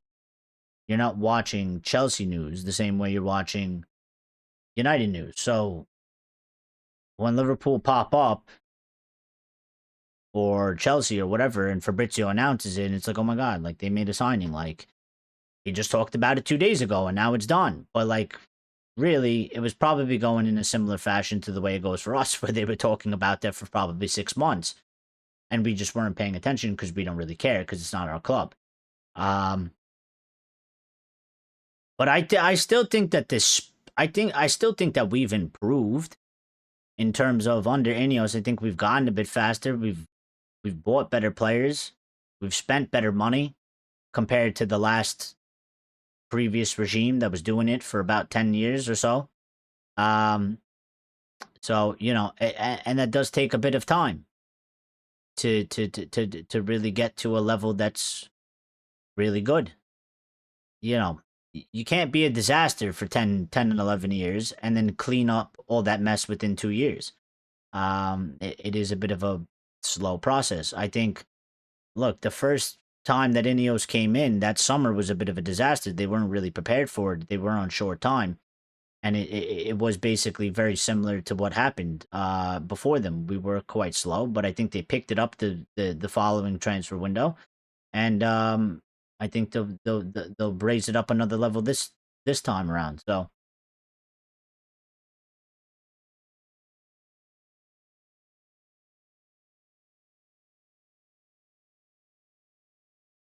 Simon says next season we could look forward to 2 teams going up and down following season, Hull and Ipswich. Well, we'll see. I think, listen, they've the teams coming up haven't really in the, not at least this season, they didn't really do it. So, you know, hopefully it kind of stays like that and doesn't go back to what it was. Because there was a few seasons in a row where it was just like, all right, the 3 teams up or the 3 teams going down. That didn't happen this season. So, you know, I think maybe just Burnley, right? Was it Burnley? Was Burnley the one that got promoted? And they're going back down again? Because Sunderland's staying up, and Sunderland did quite well. You know, they're set to finish in 10th. And Leeds are staying in as well. So, you know, 2 out of the 3. 2 out of the 3. So we'll see. Hull and Ipswich, I don't know. Maybe one of them will surprise us. Maybe they'll stay in.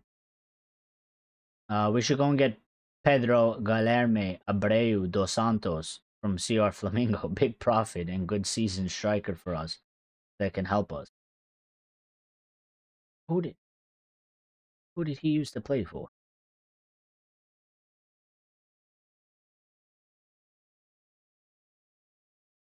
That guy. Oh shit. I messed it up. Where are we at? Okay.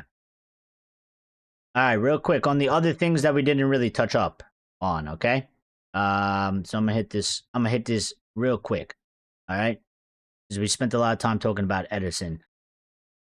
Well, here's one for you if you want to believe this. Okay. This wasn't what I was talking about, but we just got another 2 updates. This one surrounding Tonali. This is live, breaking.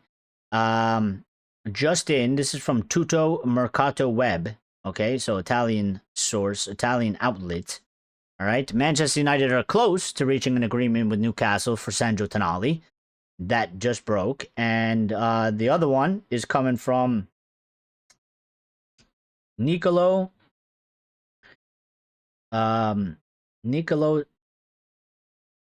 Cesarani, which I don't know who that is, but and then an outlet called Get Italian Football News, and they have also reported that Manchester United are close to reaching an agreement with Newcastle for Sandro Tonali. So, we will see if that one bites a little bit more with anybody else. Here are the Fabrizio updates that people were mentioning before. So Fabrizio has given us an update on Elliot Anderson, saying Elliot Anderson is going to be a very, very expensive signing. Nottingham Forest want more than £100 million for him. Man City are prepared to offer him big money, but has to be seen if they can give Forest what they want. So, yeah. I mean, listen, at the way it stands right now is Elliot Anderson's going to be an expensive signing. Tonali is going to be an expensive signing. At the end of the day, if they want one of these two, I mean, they're going to have to pay for one of these two. So they're both going to be around the same amount of money in some sort of way. So Ineos, they're going to have to make a call on that. You know, you want this player,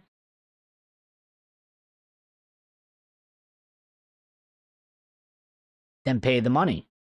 You know, if it's that big part of your plan, you're going to have to pay the money for one of them. Fabrizio said United think that Sandro Tonali is a really expensive option.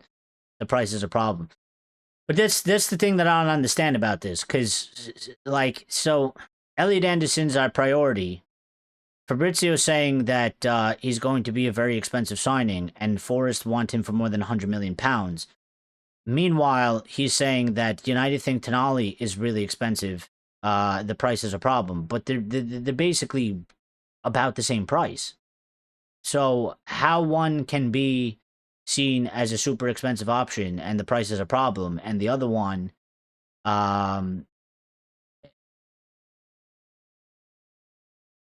is a player that we would like to get. I don't really get. I think the only thing probably is that Elliot Anderson is however many years younger than Sandro Tonali. And I think that's probably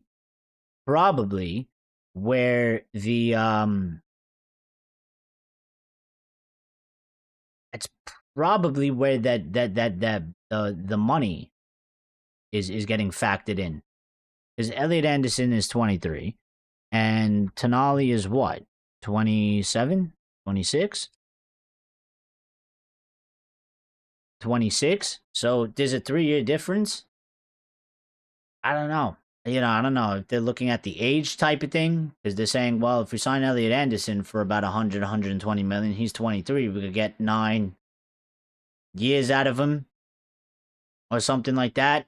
With Tonali, he's 26, we could get, I don't know, 4 to 6, and then at that 4 to 6, we probably won't be able to get any money really back off of him. And maybe they're looking at it like that. That's the only thing that can kind of make sense to me, because at face value, it doesn't make sense. Like, they think Tonali is an expensive option. Elliot Anderson is basically quoted at the same price that Sandro Tonali is quoted at. So if Tonali is an expensive option, well then Elliot Anderson is also an expensive option.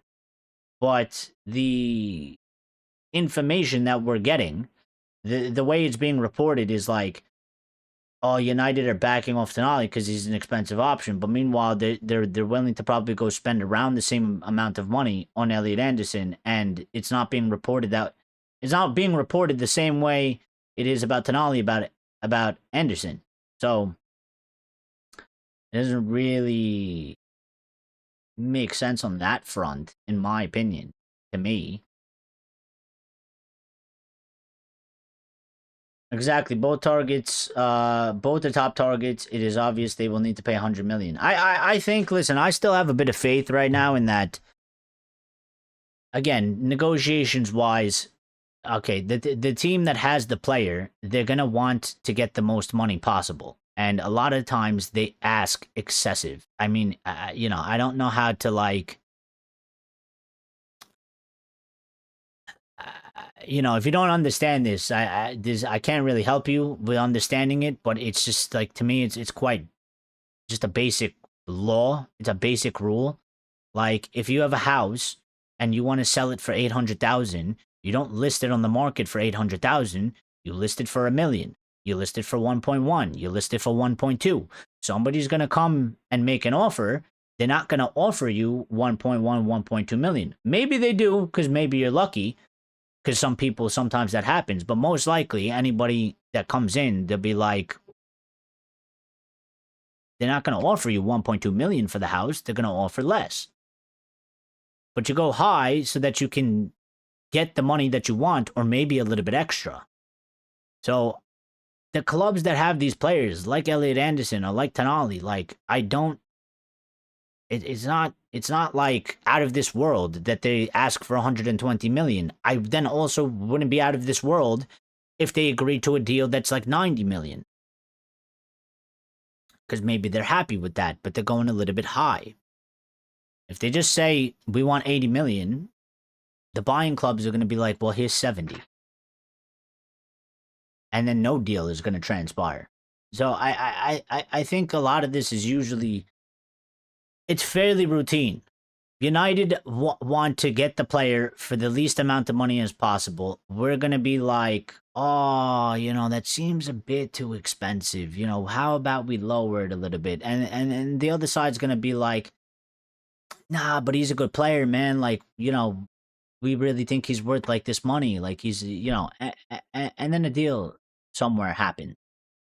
You know, I would be surprised if either one of these guys actually go for 120 million. They can quote 120 million all they want. I'd be very surprised if they go for 120 million. Now, it could be a fee maybe rising up to 120 million, but, you know, 80, 85, 90 with incentives, goals, achievements. I think a deal for both those players, something like that will happen.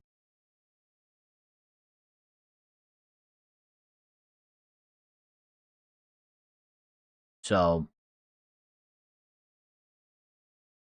but I did want to touch on a couple of things, all right? So,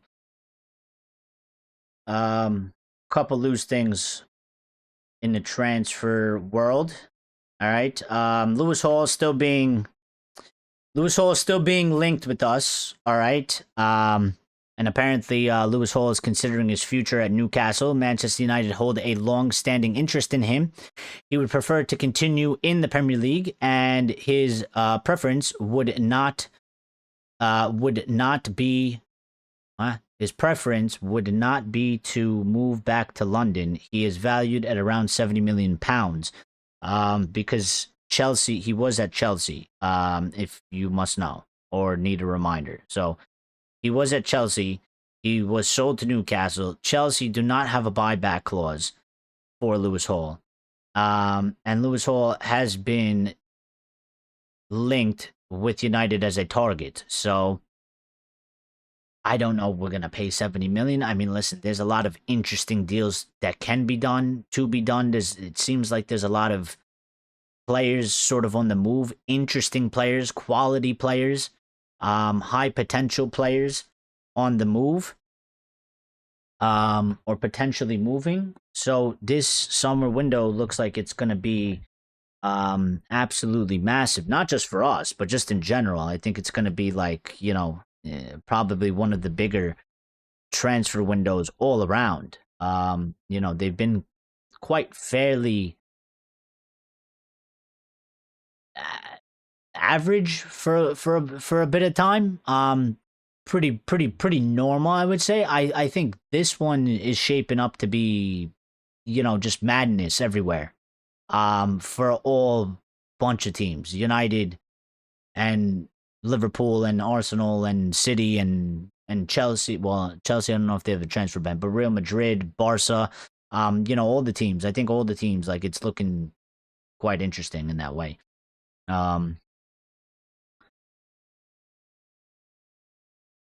We did have a small update from Sport on Rashford. Okay, this one is still going about the same way that it has been going, and that is that Barcelona have not told Manchester United they're willing to pay £26 million for Marcus Rashford, with Johan Laporta open to extending his loan. Instead, United prefer a permanent sale. I will say this again for the 277th time. I don't give a shit what Barcelona want. A loan, or extending the loan, extending the loan does not benefit us in any way. Okay? He's gone there. You've won La Liga. He's helped you win that. Okay? He's done decently well. Decently good. All right? He's going to cost you £26 million plus his wages. Supposedly, he was willing to take a pay cut. I don't know if he's willing to take a pay cut, whatever it may be. That's for him to figure out. I don't give a shit what Barcelona want. And United have stood very firm on this. And what I will say to this, and I'll call it out right now, if United, specifically Ineos, if they lose their backbone on this at the end, because they've been holding out and they've been playing hardball the entire time on this, which I agree that they have to, and I've given them credit for doing so, because in the past we would have been very weak-spined. We would have folded immediately. But I will say this, if they fold on this, and they don't see this out, extremely disappointing, and just a shit move from Ineos. Either get them to pay us the money, or he's coming back and we're going to sell him somewhere else and get the deal permanent. The only thing that benefits us from this is a permanent deal. Anything other than a permanent deal is a failure in this situation. He doesn't want to come back to us. We don't want him back. Maybe Carrick does, but I don't think Ineos do. I think they made that decision hand in hand with Ruben. Ruben didn't want him, but Ineos were wary of him since the time they walked in the door. They didn't like how things were going with him. He doesn't like them. They don't like him. So there's no reconciliation of him coming to play back. That's not happening. But a loan doesn't help us. It only benefits Barcelona. And it hurts us because it's going to be another year off of him, off of his deal. So he'll have 1 year left. And then basically we're going to have to sell him for next to nothing. And he still has quality. It wasn't like he was a horrible player. His time at United was done. Okay?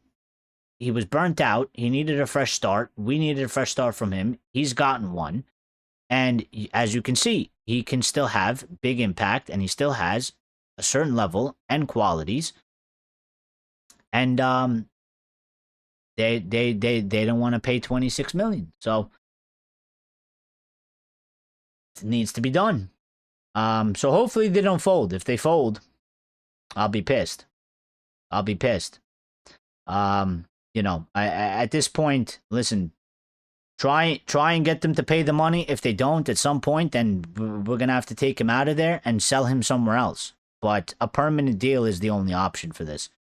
Anything less than a permanent deal for Marcus Rashford is a failure, in my opinion.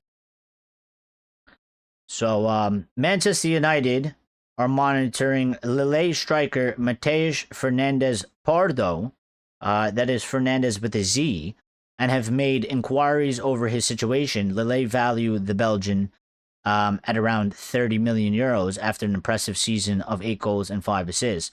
Gonna be quite honest, not very familiar with this guy, with this kid. So just gonna do a quick Google search to see how old he is, because I don't even know how old he actually is. And my keyboard died, so that doesn't really help.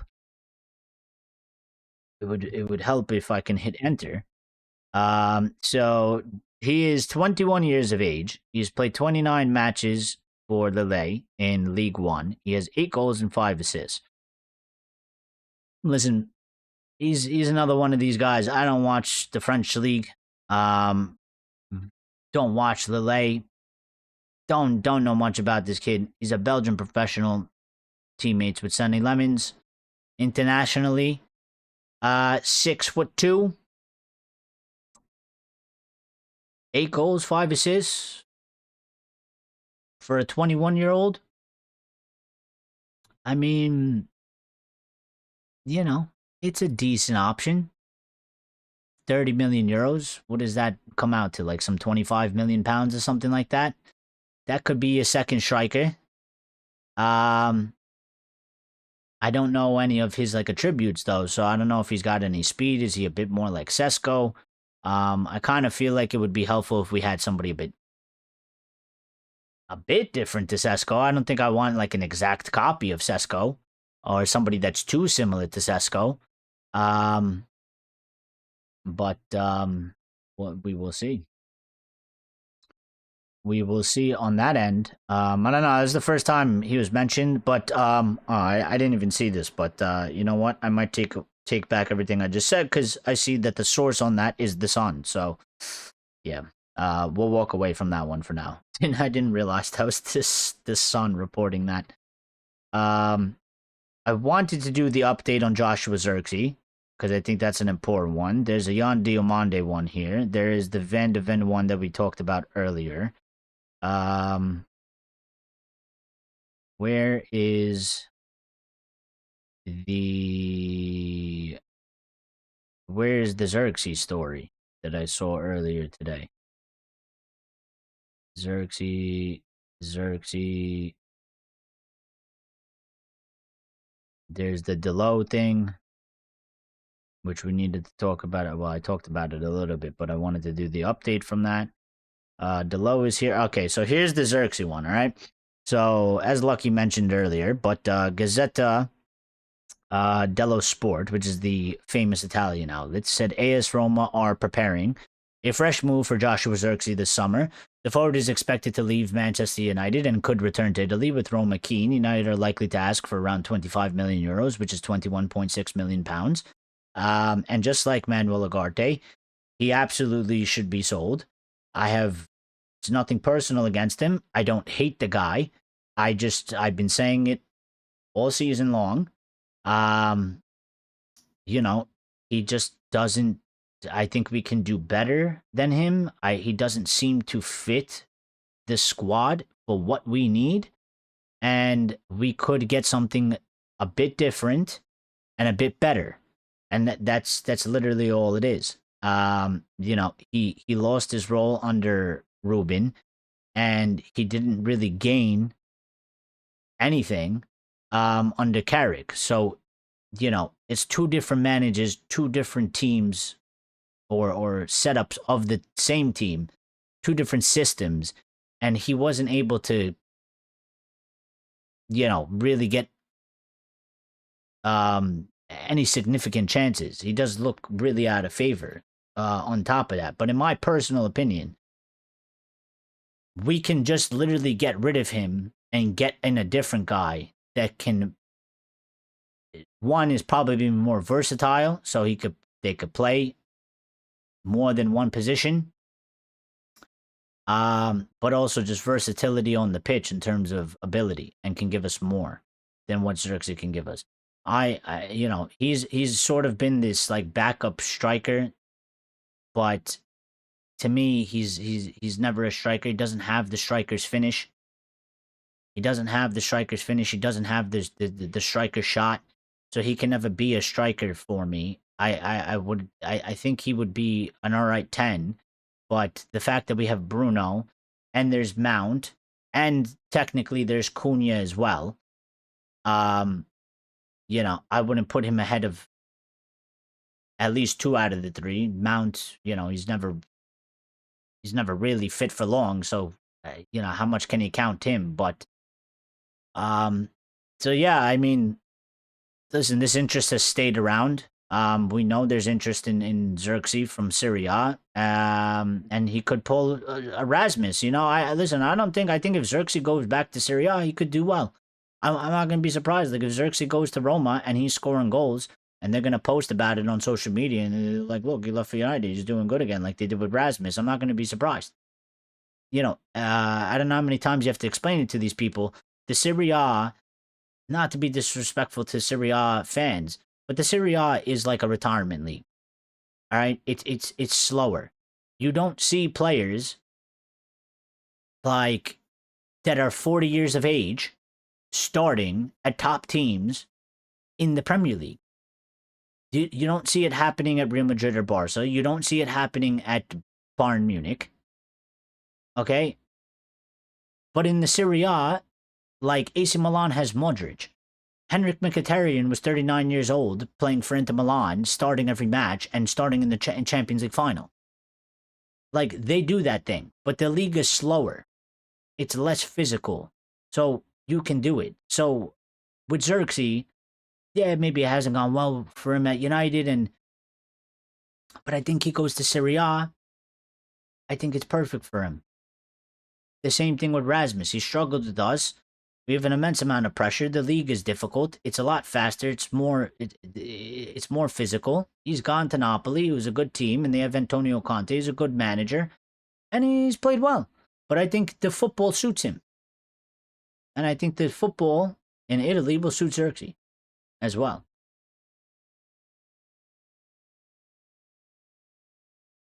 So, but there was also this same, so Dario Sport, okay? They came out with an update on Diego Dalot, all right? So, Diogo Dalot is reportedly one of 3 names on the shortlist of Real Madrid and Jose Mourinho as a replacement for Dani Carvajal. Dalot joined United from Porto for 22 million euros during Mourinho's time at Old Trafford, and the coach remains a big admirer of his versatility. I bet he is. However, United want to keep him and are expected to offer him a new contract soon. So, bad days for the people that don't like Dalot, but I've been on this, and I know for a fact, because it's quite clear and evident, just read between the lines. Like I said before, he's well respected by his teammates. The club like him. Managers like him. They like his attitude. They like his personality. I think he has a good attitude and a good personality. He's taken a lot of things from Cristiano. He's best friends with Cristiano, not just because they're Portuguese, but, he looks up to Cristiano. And he's taken a lot of advice from Cristiano, and he's very serious as a footballer. He does the dieting, the training properly, and all that stuff. He's very professional about the way he handles himself, and that has been playing a larger part in players that are going to stay at this football club or be a part of this football club. So you don't have to be an immaculate superstar. Talent isn't everything. Because you can have all the talent in the world, but if you have the shittiest attitude and shittiest personality, the talent's only going to take you so far. You're not gonna hit the high. You're not gonna achieve what people expect you to achieve. So there is a balance to these sorts of things. And yeah, I think Dalot, again, the only thing that kills him is that his form is inconsistent. If he was able to stay more hot for a longer period of time, nobody would be really complaining about Dalot. The thing that pisses people off about Dalot is they see him play good. He does a couple games, and then he does a stint where he does like a month or 2 or something like that, where he is just like sleeping and playing awful. He's literally like sleeping on the pitch, like giving up passes, sloppy. He's not covering, tracking people, and he just plays awful. And and that's what it is. Because people are like, dude, I've seen you play good. We've seen you in form. We know how well you could play when you're on top of your game, and you've been playing like shit for like the past month. Turn it around, and then he does turn around for a little bit, and then he goes right back to being cold again. So.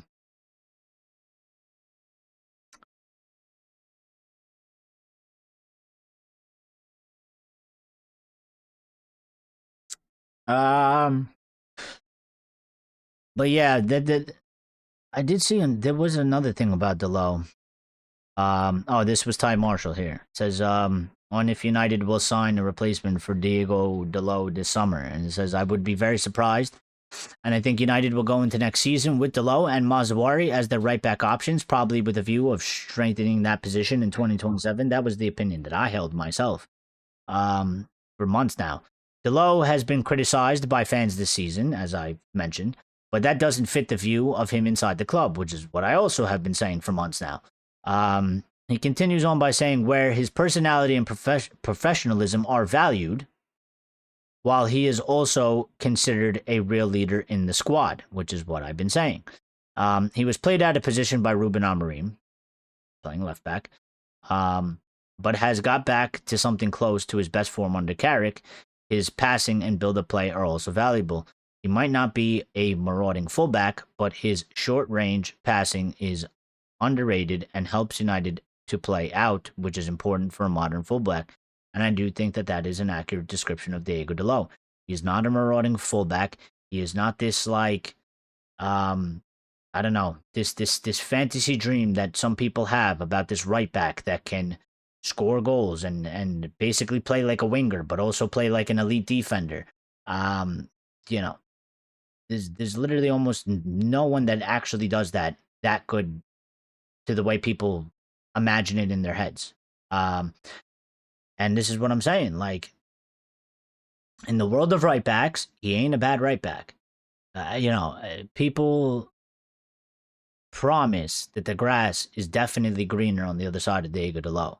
And I'm like, well, I don't buy it. You've tried to sell me that multiple times, and I've seen it burn to shit multiple times. And I don't think he's really that. I don't consider him a problem at all. I don't consider Diego Dalot a problem. I think Dalot and Maz is fine for next season.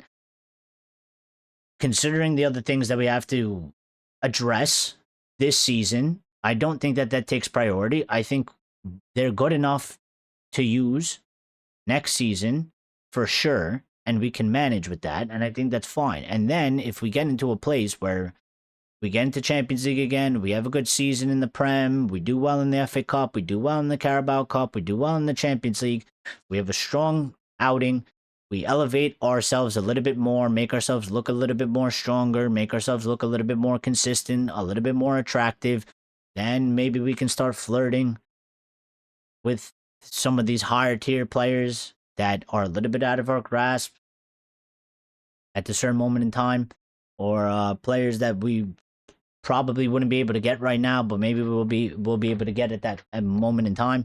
So I don't really view the right back position as a major area of concern right now. There are some people out there that Diego Dalot is the first person they would sell. I don't agree with them. I disagree, but to each their own, I guess. To each their own. But yeah, nothing's happening on that front. Right back is not happening. There's nothing happening. Not this season. For sure. Left back though, we might be getting one at left back. So let's see. Did we get anything else?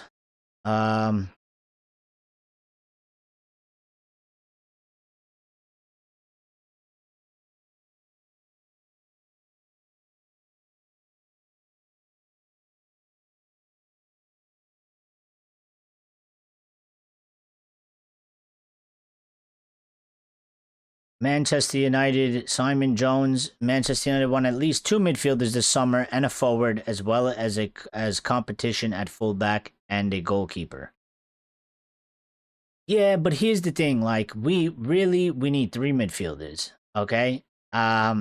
Sure, competition at fullback on the left side, yes. And also valuable cover, because Shaw could possibly go back to being Luke Shaw and get injured next season, and we lose him for 4 months. So, and then we'll have to do a hybrid thing of, Dorgu seems like he's going to be turned into a winger. And he's probably going to be, that sort of hybrid is where we'll use him as a winger if we have to, and we're in some sort of emergency, like Luke Shaw gets injured and we're down to 1 left back and we need to rotate.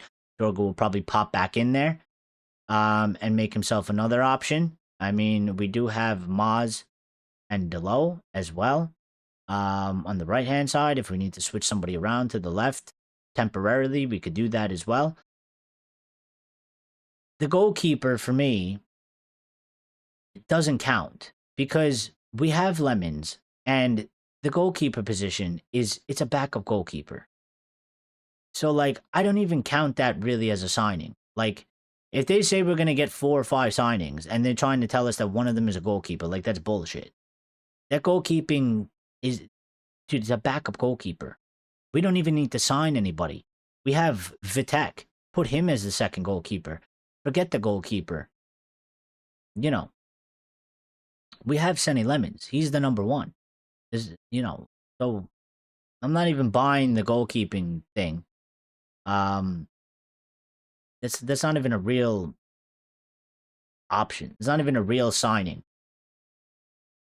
Sly says we need a left back for sure, in my opinion. Well, it seems like that's what we're going for. So, which is, you know, I'm all for it. Yeah, like, I could, you know, I see how we need it, but, you know, Simon Jones here coming talking about a goalkeeper, like, bro, but that's not even a real signing. You know, what is that? A backup goalkeeper? Like, that's not even real. Like, sure, make the signing or whatever, do something, fill the position. But when we're talking about signings, we're talking about, like, real signings, like real positions, like 3 center mids, a winger, a left back, a striker, a center back. These are positions that we actually need so that we can actually use. A goalkeeper, we don't really need. Well, you know, we have Heaton, who's like 40, but he signed a 1-year deal. And then there's Senny Lemons. So unless something happens to Senny Lemons, which typically goalkeepers don't usually get injured like that. It's a rare occurrence. It does happen, but it is more rare than an outfield player. You know, a backup goalkeeper is like, it's not a real signing. Like, you know, I don't count that. And when I say 5 signings or 6 signings, a backup goalkeeper is not counted in one of those things. That's just something like that you do on the side. And you just say, yeah, whatever. Okay. You know, it's dealt with. It's taken care of. Sully Talks. Okay. Lucky favorite source. 11 minutes ago, breaking news. Understand that any potential deal for Mateus Fernandes is independent to the one of Ederson. This does not mean that both deals will happen, but it isn't either or. Ederson, state of play. United have had fresh positive talks with Atalanta for Ederson, with the deal progressing well. This isn't just agent talk, which some people are speculating. United are in active negotiations with Atalanta. The deal isn't done, but the base fee is expected to be closer to £34 million with add-ons, which makes sense. He then goes on by saying Ederson would most likely be coming in as a squad option rather than a starter, which is what I agree with, is the current feeling. Wilcox, Vavell, and the whole recruitment team have approved of the player. The 26-year-old didn't play for Atalanta yesterday due to the ongoing negotiations. He has told his agent he only wants United. So with that update, listen, I think he'll be here in a week or so.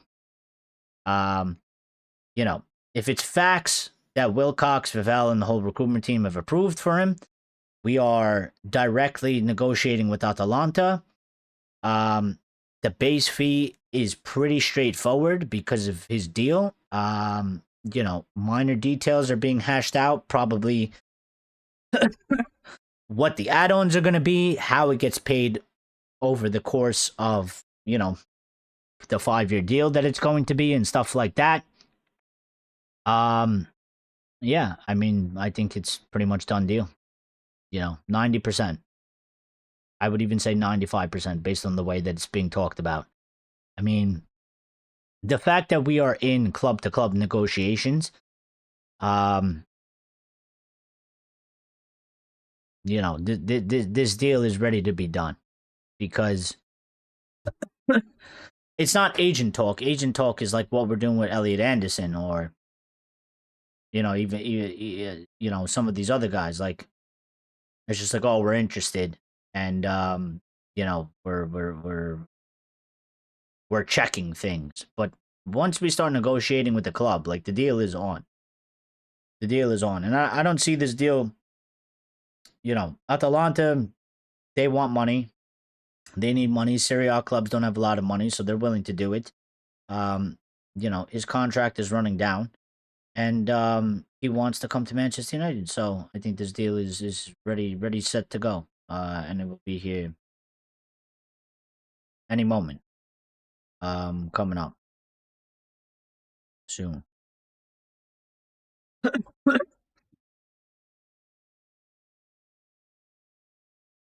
Anything else? Um, well, yeah. So I mean, listen, I don't know. We'll see how this Tonali and Anderson, not Ederson, Anderson thing goes, because some sources are coming out and reporting that United are close to reaching an agreement with Newcastle for Sandro Tonali, but other people are saying that they're not saying that, and they're saying that he's going to be quite expensive, and that United have sort of backed off. So we're being pulled in two different directions right now. So, I got a couple of the aggregators that I think they usually do a very good job. Two of them are literally reporting or reposting updates from these two sources saying that United are close to reaching an agreement with Newcastle for Sandro Tonali. So, I mean, we'll see. I mean, I love it. I think Tonali is absolutely fantastic. I would love Tonali, and if you tell me our midfield is going to be Tonali, Ederson, and Mateus Fernandes, I'm happy with that. I'm happy with that midfield, and we move right on to left back, left wing, or what, striker, whatever else we got to go do. But I'm happy with that, and I'm looking forward to next season with eagerness. An hour ago, this is coming from Footy Insider, so I don't know. Mid source. Manchester United closely monitoring Camavinga's situation in Real Madrid amid growing uncertainty over his future. The French midfielder is considering his options after a frustrating season in Spain.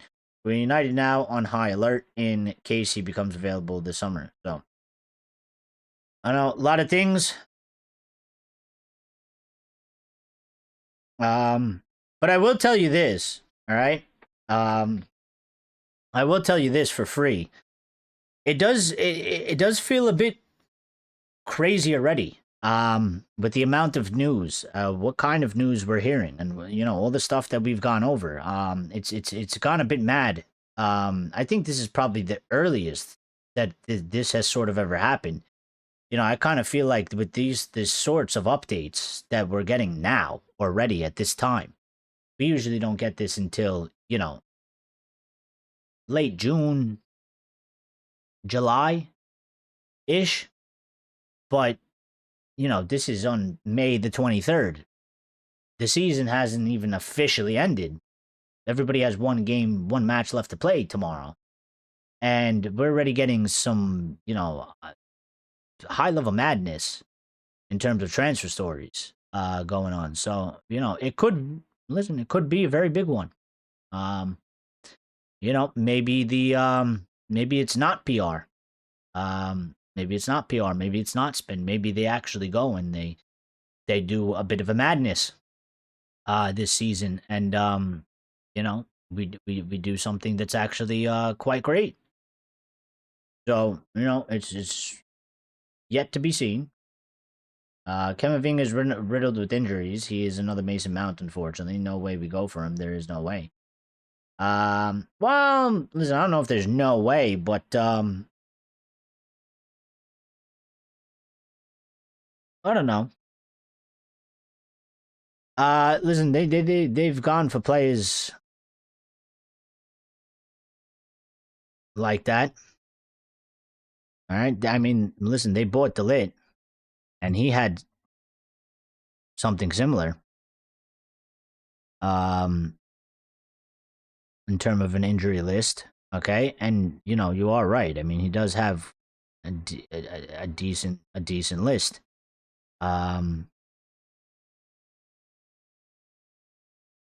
Nothing too crazy.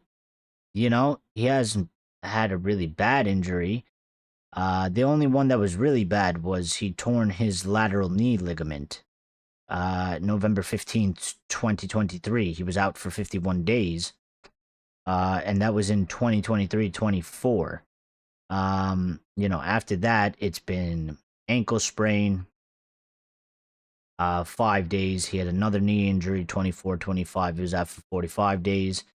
In 2024, he had a muscle injury, out for 17 days. Same season, he had a hamstring injury, 22 days. Then he had another hamstring injury in the same season, out for 75 days. And then this season, he had an ankle injury, out for 37 days. He had ankle problems. He was out for 12 days. And then he had a toothache. And he was out for 11 days, 10 days, with a toothache, and missed 2 matches. So, I mean, he does have a bit of a... He does have a bit of a... What it seems like, at least in the past 2 seasons, is that, like, he doesn't look like he recovers quite well.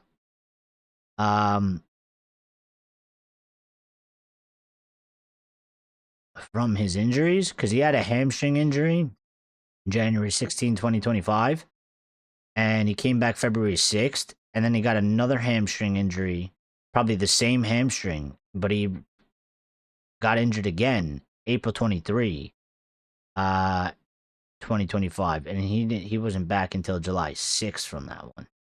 And then he got like an ankle injury this season, August 10th to the September 15th, and then he had an ankle problem. It says ankle problems, December 7th to 18th. So, he has a bad ankle as well. Yeah. Camavinga will be a curse if he comes to United. I refuse. This is all cost. Well, we'll see. Listen, I don't know. It's a high-profile player at a high-profile team. We are another high-profile team. Obviously, somebody like Camavinga potentially being available, we're going to get linked to him.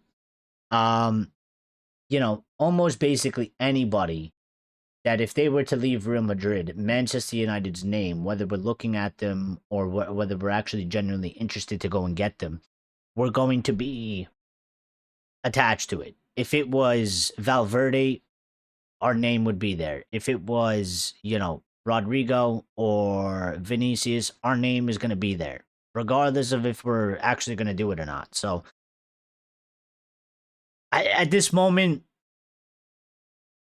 a lot of people think he's going to get sold from Real Madrid. They won't keep him. Me, personally, I don't know. There's a lot of noise. There's a lot of shit going on there. I'm not a Madrid fan. I'm not really in tune with this. I don't have, like, any sources on that. I don't know. To me right now, it seems like the media is basically doing a shitstorm at Real Madrid like they've done a shitstorm at Manchester United. A lot of things get said. Very few of them actually pan out. So, I don't know. We'll see. I mean, Mourinho's coming in. I think his input's going to matter as well. If he wants Camavinga to stay, then he's going to stay, So I don't know how that's going to go. But I'm not really looking at Camavinga right now. I'm looking at the other options that we got going on. Tonali, Elliot Anderson, Ederson, Mateus Fernandes. I don't really buy too much into the Camavinga thing. I just think it's too convenient of a story. It's too big.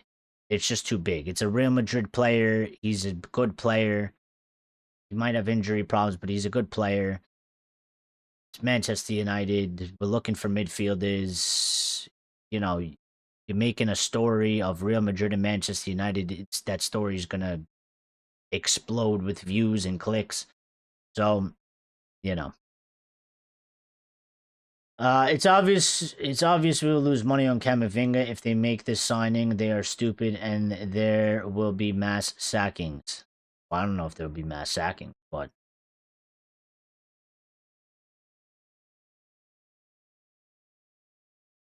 Ndai or Rogers are best options in my opinion for wingers. Well, there was a small update I think they're still interested in Jan Diomande as well, but he's gonna cost about 100 million as well. So I don't know how we do that deal per se, but I think Michael Carrick is releasing more of his the extended press conference, the extended part. So let's see if he says anything interesting here. Michael Carrick on the importance of finding the right partner for Mainu. He said there is a balance because we don't necessarily recruit a player just so he can play with one other single player. It's about finding a balance within the group. I'm speaking here in a fairly general way. We don't recruit a player so he can play with one single player, but there is a certain dynamic and a balance to find. And what's fantastic about Kobe is that he knows how to do so many things well. He's evolved so much over the past 4 or 5 months, and it's him. I don't take credit for that. It's him who did it. He's shown he can do so many things, so it makes it a bit easier to bring in players to play with a player like Kobe Mainu. And he is right. And we can't just be signing a player specifically. Listen, whoever we sign, 3 of the midfielders, I said this last time out, but it is quite clear and obvious as it stands right now. Kobe has a starting spot.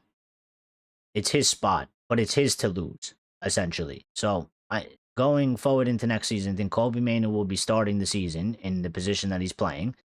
And I think he has to, because he's the only one left from this midfield that has been playing in the team.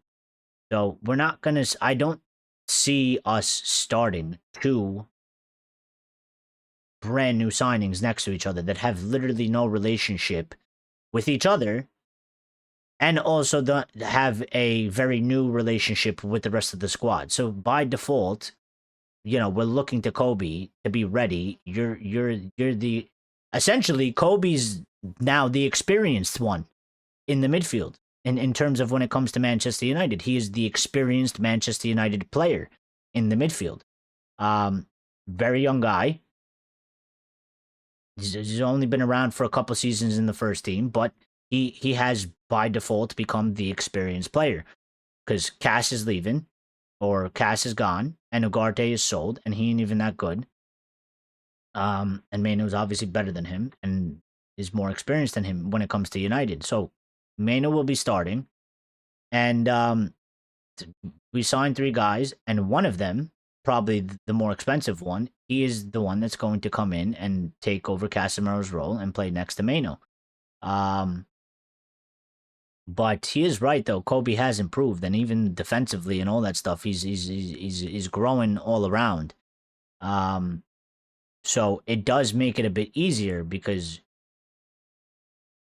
you could get somebody else in. Kobe's doing a little bit of everything, and so we can switch up that other option as well to the person that plays next to him, depending on the matches and stuff like that. So, but yes, we need a balance, and we can't just sign somebody just be like, oh, because he's a perfect partner for Kobe Mainu. He's got to be a perfect partner for Mainu, for Bruno in front of him, for the centre backs behind him, for Cunha, for Mbeumo, for Sesko.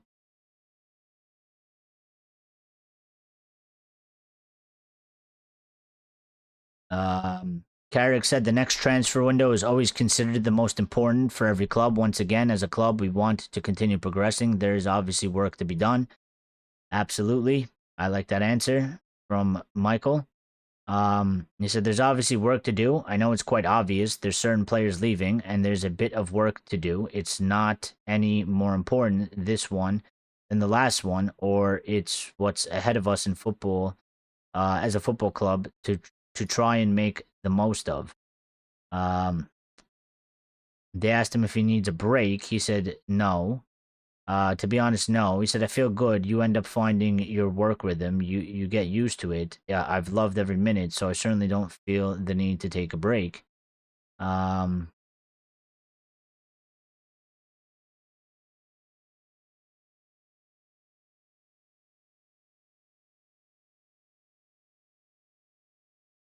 Yeah.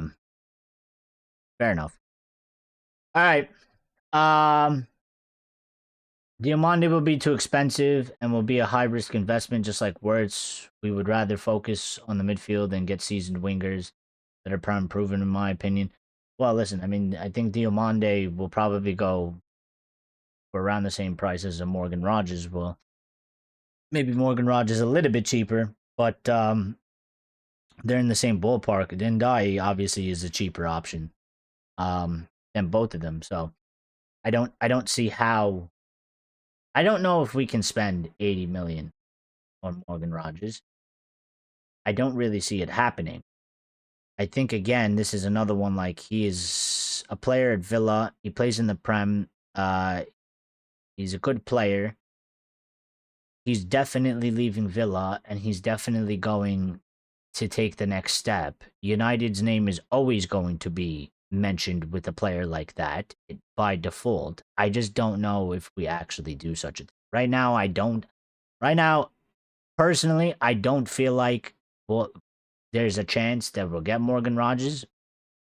Surprise me, but I don't feel like it's very likely that that's going to happen. I can't kind of see how we fit that into what we need to do with the price that he's going for. The same thing would be, I felt like this with Jan Diamande for a while. Like, he's young, it's risky. A lot of the transfers are risky, but it's the price. Because I just don't see how we fit it in. I don't see how we fit it in. I don't see how one of the midfield signings is going to be 80 plus million. If we do Ederson and we do Mateus Fernandes, okay, and Ederson seems like he's going to be like 30, 35 million, right? So let's just say he's 35 million.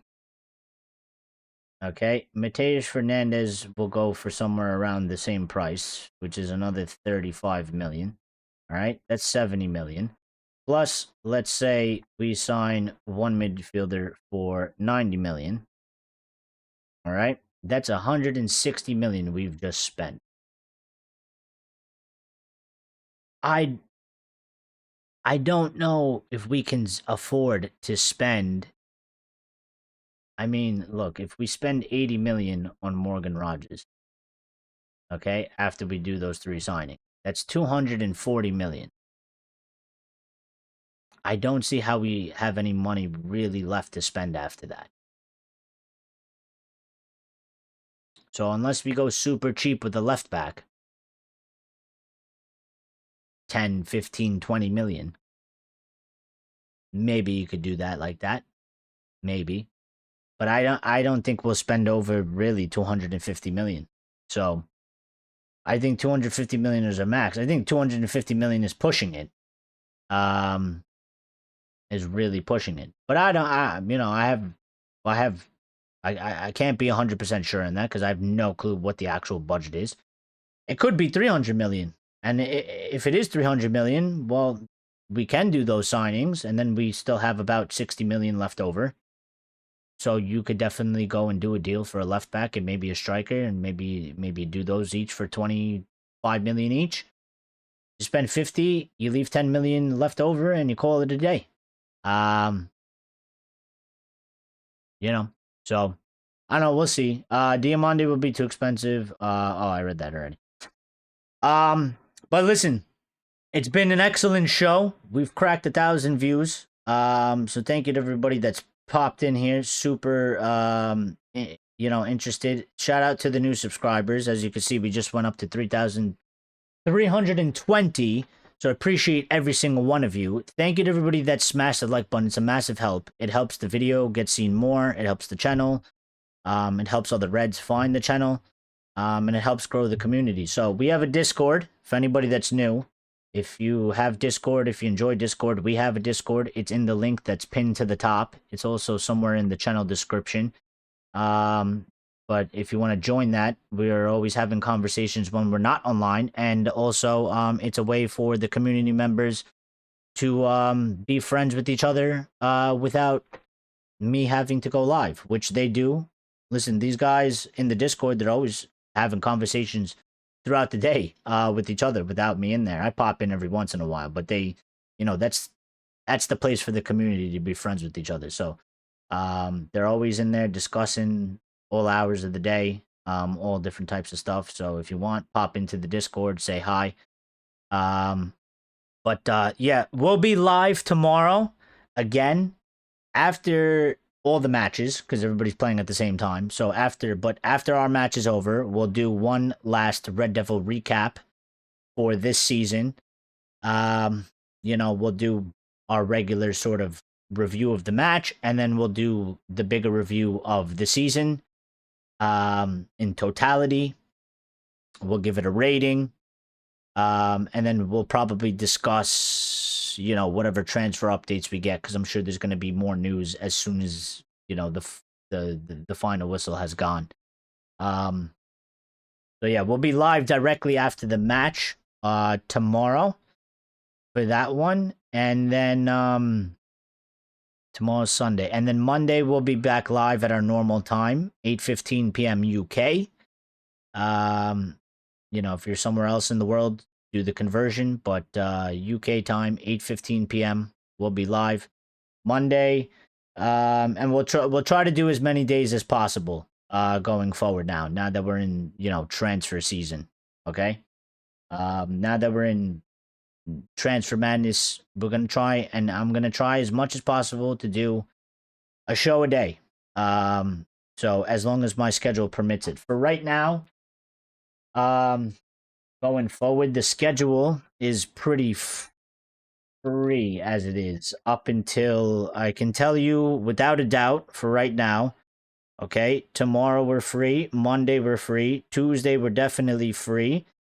And we could probably be free for the whole rest of the week. Unless something changes, but I don't think it is. So Wednesday, Thursday, Friday, Saturday, and Sunday into next week, we should be free as well. So we'll be around. So again, thank you everybody for the support. It was lovely chatting with you guys. Thank you to everybody that got involved in the live comments. Thank you to everybody that smashed the like button. If you didn't hit the like button, please make sure you do it on the way out. If you have any friends, family, United fans, send them the link of the show. Get them in here. Anybody that you think would be a good addition to the community. And we'll see each other tomorrow. I'm going with United are going to win. I think we'll get a 2-1 win away from home. I don't think Danny Welbeck will score on us. I think somebody else will score on us. I don't know who, but I don't think it'll be Danny Welbeck. And I think Bruno Fernandes is going to get 2 assists. And he's going to break the record by 2 assists. I don't think Stesko is playing, I believe. So I'm going to go with, I think Cunha will score. And I think Cass will score one last goal. Last dance type of thing. I don't know. I'm just making things up now off the top of my head. But,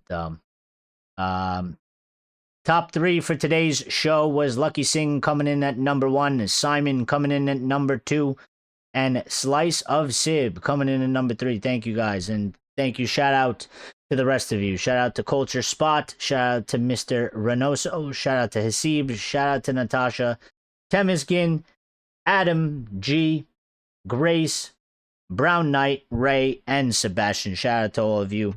Have a good rest of a Saturday, okay? And we'll see each other tomorrow. Until then, take care, be good, stay safe, and we'll see you later, okay?